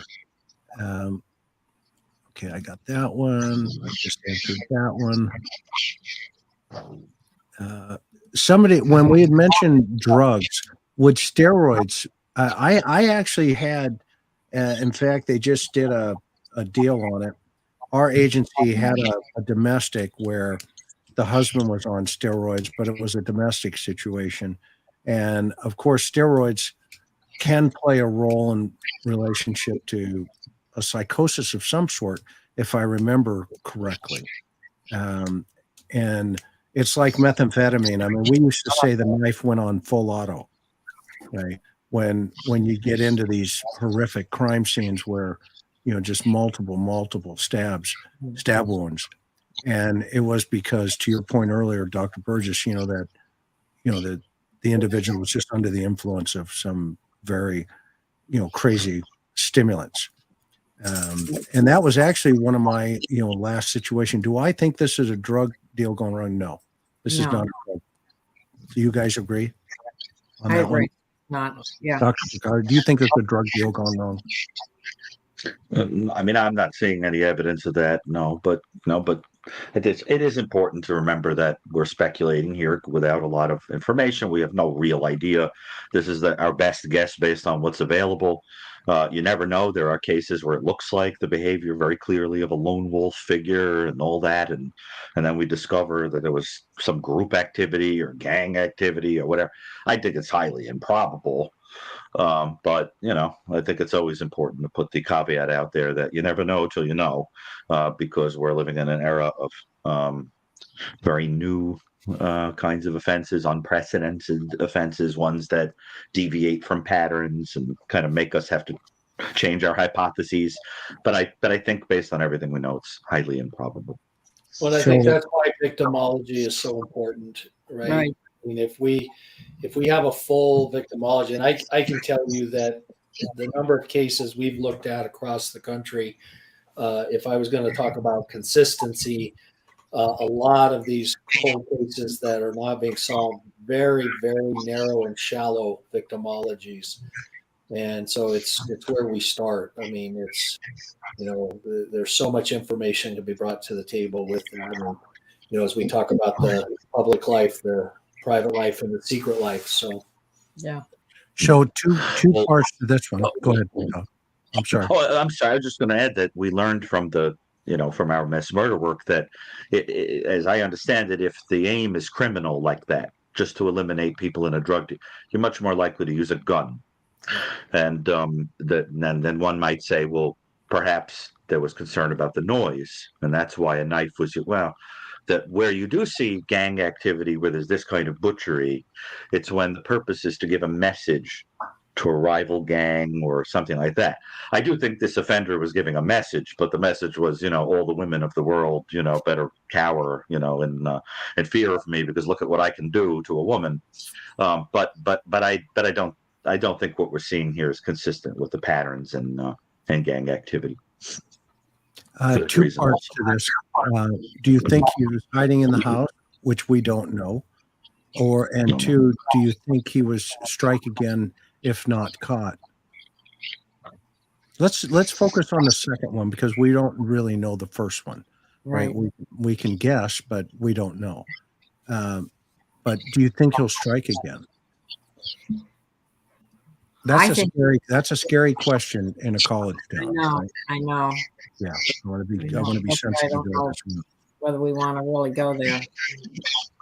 Yeah, I just think it's safe to say that there are at least some characteristics here that we see in repeat offenders, in people that are not going to be sated by a given offense. But it's impossible to say, and I think it adds to the pleasure for this person that we don't know that. It gets right to that arbitrariness. When we look at, for example, the Zodiac killer, but a similar quality. Because of the not overtly sexual quality and some of the other characteristics we see here. I think that part of the MO for the Zodiac was that in killing so randomly, he didn't really have to kill anymore, because for the rest of everyone's life, they'd be sitting around thinking, at any time, any place, this guy could kill again. And even when there were random offenses where they never caught the person, Zodiac would take credit. Yeah. Because it was the idea that he didn't have to do anything. He still got the joy of knowing that you were out there scared of him, attributing offenses to him, so that everything from a flayed dog to the next time there's an unsolved mass murder, we could be thinking, is there a case linkage? And this guy gets to sit out there feeling like we're scared of him and his arbitrariness. And so I don't know if he even has to kill again to achieve that. But if the goal is the thrill of the domination and control in the moment of killing, I'm not sure he'd be sated by this offense. Okay, let's take this real quickly, where it says, kind of break up real fast. Crime. I think the nuances here are, if people are involved in a romantic notion, and Ann, you've studied these individuals who have assaulted so many women, and you still do to this day. And you've been, you're a professor on it, you're an expert on it, you're both internationally renowned, each of you. But you really have, from a woman's perspective, you have gotten not only in the minds of these perpetrators, but also you come to that table with that dynamic of understanding. So there's this idea that there's a domestic relationship component potentially to this crime. What do you think? Well, I would agree with the writer that the term crime of passion does, to many people, imply that there is a relationship. I certainly don't see that here. I think we clearly are. If there's any relationship between the victim and the offender, it's in his mind. It's not in the victim's mind. So I think that came out early, that the crime of passion. I don't know. And again, it kind of is a catch-all word. I would never use it in this type of situation. So I think she asked a good question. Okay.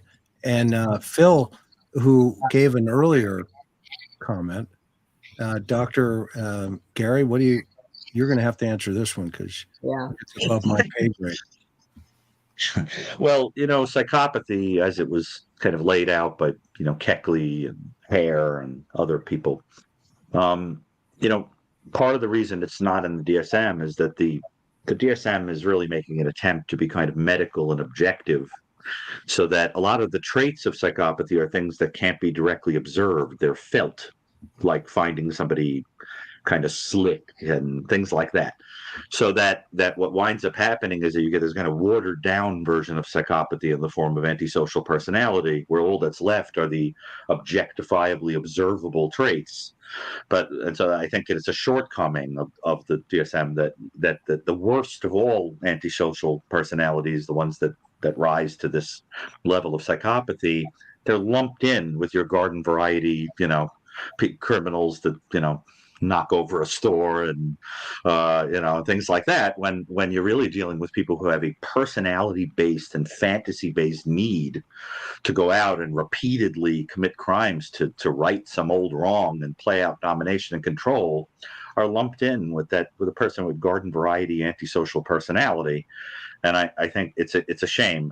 Where the DSM does capture some of these people is in the concept of the paraphilia, right? This kind of perverse sexual thrill.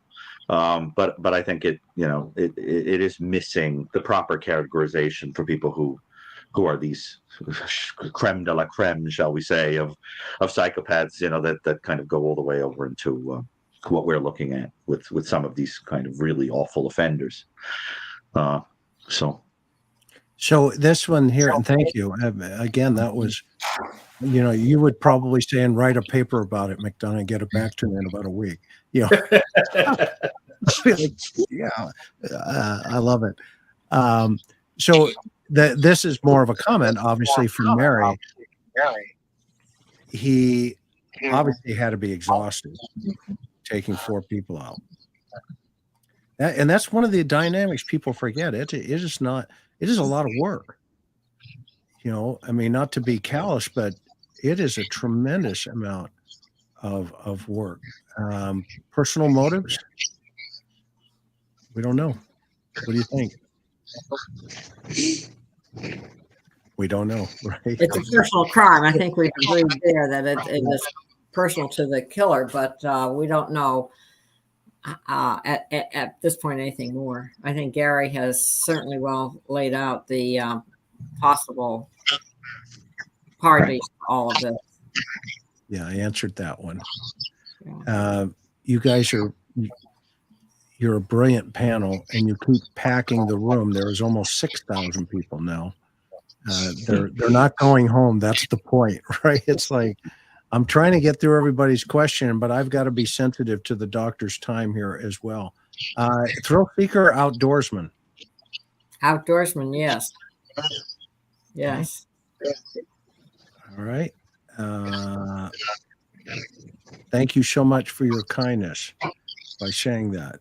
I just want to say this. Delphi, 5 years, 1 suspect, 5 years later. Thoughts on the dog? We hit that, Caddyberg. Thank you for a wonderful show. Thank you. Let's see here. Yeah, this one was always a tough one. Somebody asked, will he strike again? And I think we answered that early on. So watch the rerun on that one. Yeah, some of these I'm just being careful. All right. Why a guy? Why a man? The vast majority of violent crime is committed by men, probably summed up in the single word testosterone, which makes one 8 times more likely to be violent. And that includes animal species, not just humans. But it's also because the statistics on mass murder make it clear 97% of mass murderers are male. It's also true if this person turns out to be a serial killer, that the probability is astronomically high that this is a male. And then we have the fact that I don't mean it to sound sexist, but we have the fact that there was a lot of physical strength involved in this offense, and that has to figure into this somehow.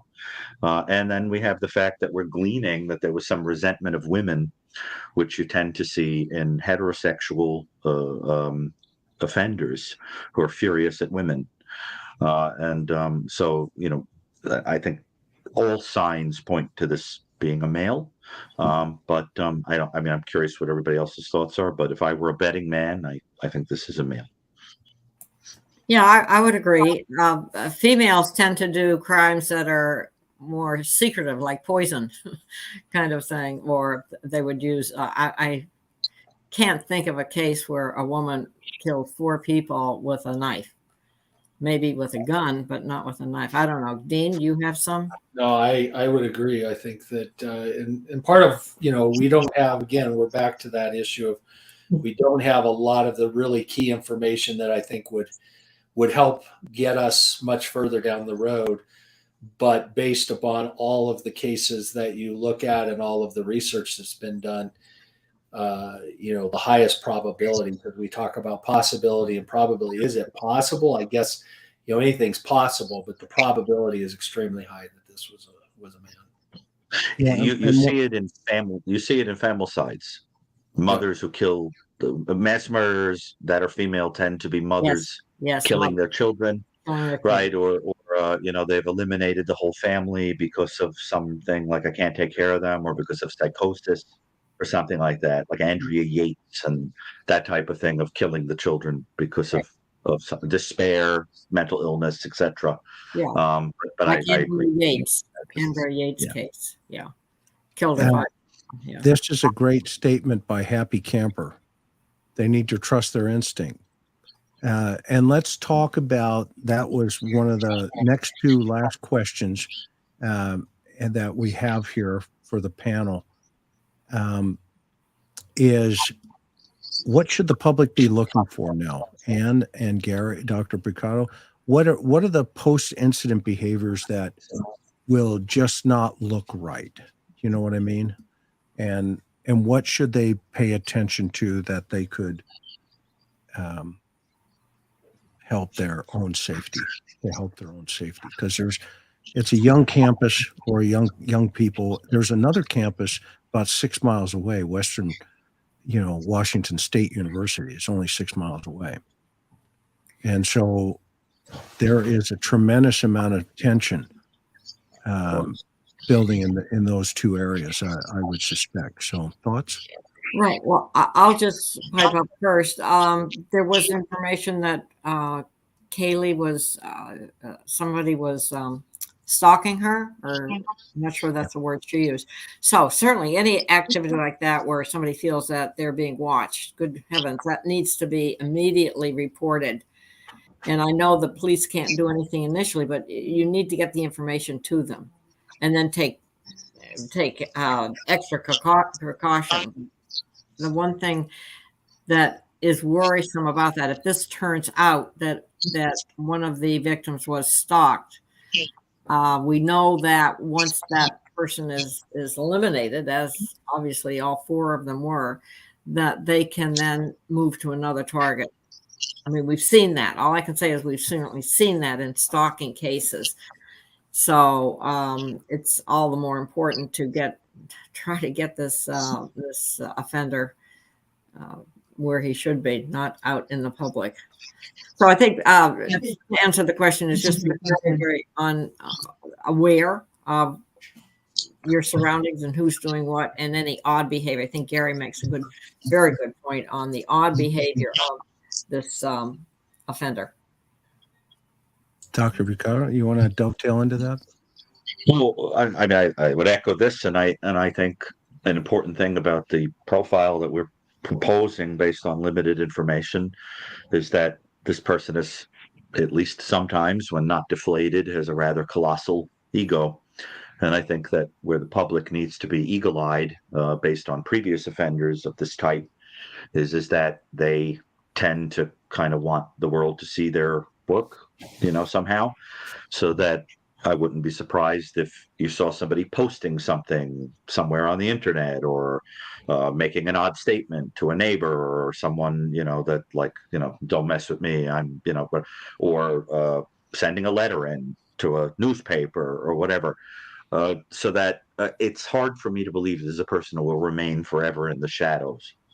And I think, what has to happen is that the public needs to be good about noticing that and then bringing it to law enforcement, because you never know if this person has written something weird or sent it in somewhere or whatever. I mean, Dean and Ann, wouldn't you say, based on previous offenders, sometimes these people do this, and then it gets stuffed in a drawer somewhere in a police department, and no one makes a link, and it takes years to figure out that this person sent a letter somewhere to a TV station or whatever. And, so I think people have to be really, really attentive that it's in the psychology of this person to insert himself into the public eye. And we don't know where that will be or when, but I wouldn't be surprised. I would say people need to be very careful to always be situationally aware. And we always teach when we go out and speak to groups. We talk about 3 areas that you need to always be focused on, situation aware, and that's what you're doing, who you're doing it with, and where you're doing it. And if you don't feel comfortable, if you get, and this is the part that I think amazes me looking at these cases, is when there are survivors, is the number of times people say, I just didn't feel right about that, or something made me uncomfortable, or somebody will say, you know what, they were just telling me they weren't feeling comfortable about that person yesterday. And part of that, I think, is human beings. We have a tendency to project onto other people our values, our morals, our behaviors. And so we give people this tremendous latitude and we make assumptions. It's fine. The way I teach my family and people that I work with is if you're not comfortable, you can always re-engage. You can disengage. And if you realize, okay, yeah, that makes more sense, you can always re-engage. But why stay in a situation that you have the ability to separate yourself from, change your location, change who you're with, change what you're doing, immediately do that. And whether you call it, we've heard it described as people saying, I had this sixth sense. I've heard people say, I just in my gut. I've had people say, if they're religious, say, well, I just felt like the Lord was telling me. I don't care what you attribute it to. Listen, move, change, do something. Don't just sit there and allow that scenario to unfold on top of you. Great. This is fantastic advice for especially the younger generation that, you're, as I told my daughter years ago, you're never wrong. Listen to your gut instinct. Guys we have to develop it. We learn that sixth sense out on the street in law enforcement. It was that, this doesn't feel right or doesn't seem right. But women, my wife will tell you, I'm always wrong and she's always right. And I agree with her.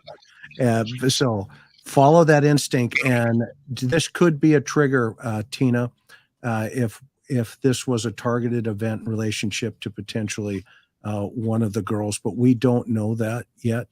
Obviously, the authorities have not released that information. So we don't really know what the perpetrator's whole motivation is.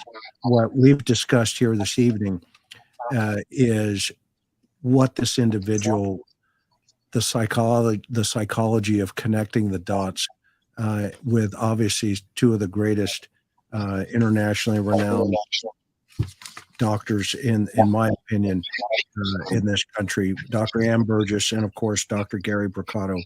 And Dean and I have been 2 flies on the wall. We had Greg here a little bit earlier. We went to the master class again tonight by the masters.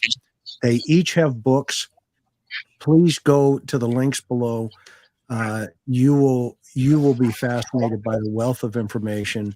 Always remember that the show's Netflix series Mindhunter was put together, part of it, by Ann's life. And Dr. Wendy Carr is the character who plays Ann Burgess, who is in the upper left-hand corner. So I have a tradition, as always, to give our guests the last word. And now I'm going to, and when we're done, I always like to finish on a positive note. And as a young man, we lived in Hawaii. My dad was in the Marine Corps, so we lived in Kaneohe on the Marine Corps Air Station out there. And so I play a song called Hawaii. And so I always like to say, we're going to go to Hawaii. And so I think what I'd like to ask, and Dean, you and I, we talk every single day for hours, but I would love to have Dr. Ann and Dr. Brucato give the last word this evening. So if you're comfortable with that, Dean, I'm going to go ahead and bow out. And then again, thank you so much. And let's do this again, shall we? Is that all right? So I'll let you determine who wants to go first. But when you're done, I'm going to go ahead and go right to Hawaii. Okay. Ann is muted. That will never do. That will never do. Ann, Yeah. go ahead. I thought I was making all the noise on this. Yeah, I'll just very quickly. Thoroughly enjoyed this evening. I hope that we've been able to bring some important information to you from our work.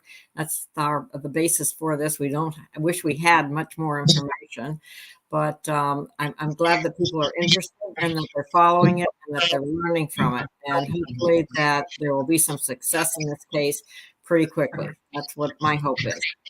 And happy holidays to everyone. I'll turn it over to Gary now. I would echo that, and I think, especially if you were to read the work of Dr. Burgess and myself, you would see that our emphasis is very often on the victims, not on the offender. And I think a really perfect way to end this would be to really sort of pause a moment and remember that there are some families that this holiday season have empty seats at their table because somebody decided to play out some perverse thing targeting their children. And these are people who were people's friends and classmates and were there 1 minute and the next minute are being talked about all over the world and their lives invaded upon and kind of analyzed and all that. And, and I think we just have to kind of pause a moment and think about that. The point of all of this is to try to prevent, even if it's one more victim of violent crime. And in the meantime, I would extend to everyone the happiest of holidays, and Ann, to you also, happy holidays, and the rest of the panel. And I wish everyone well.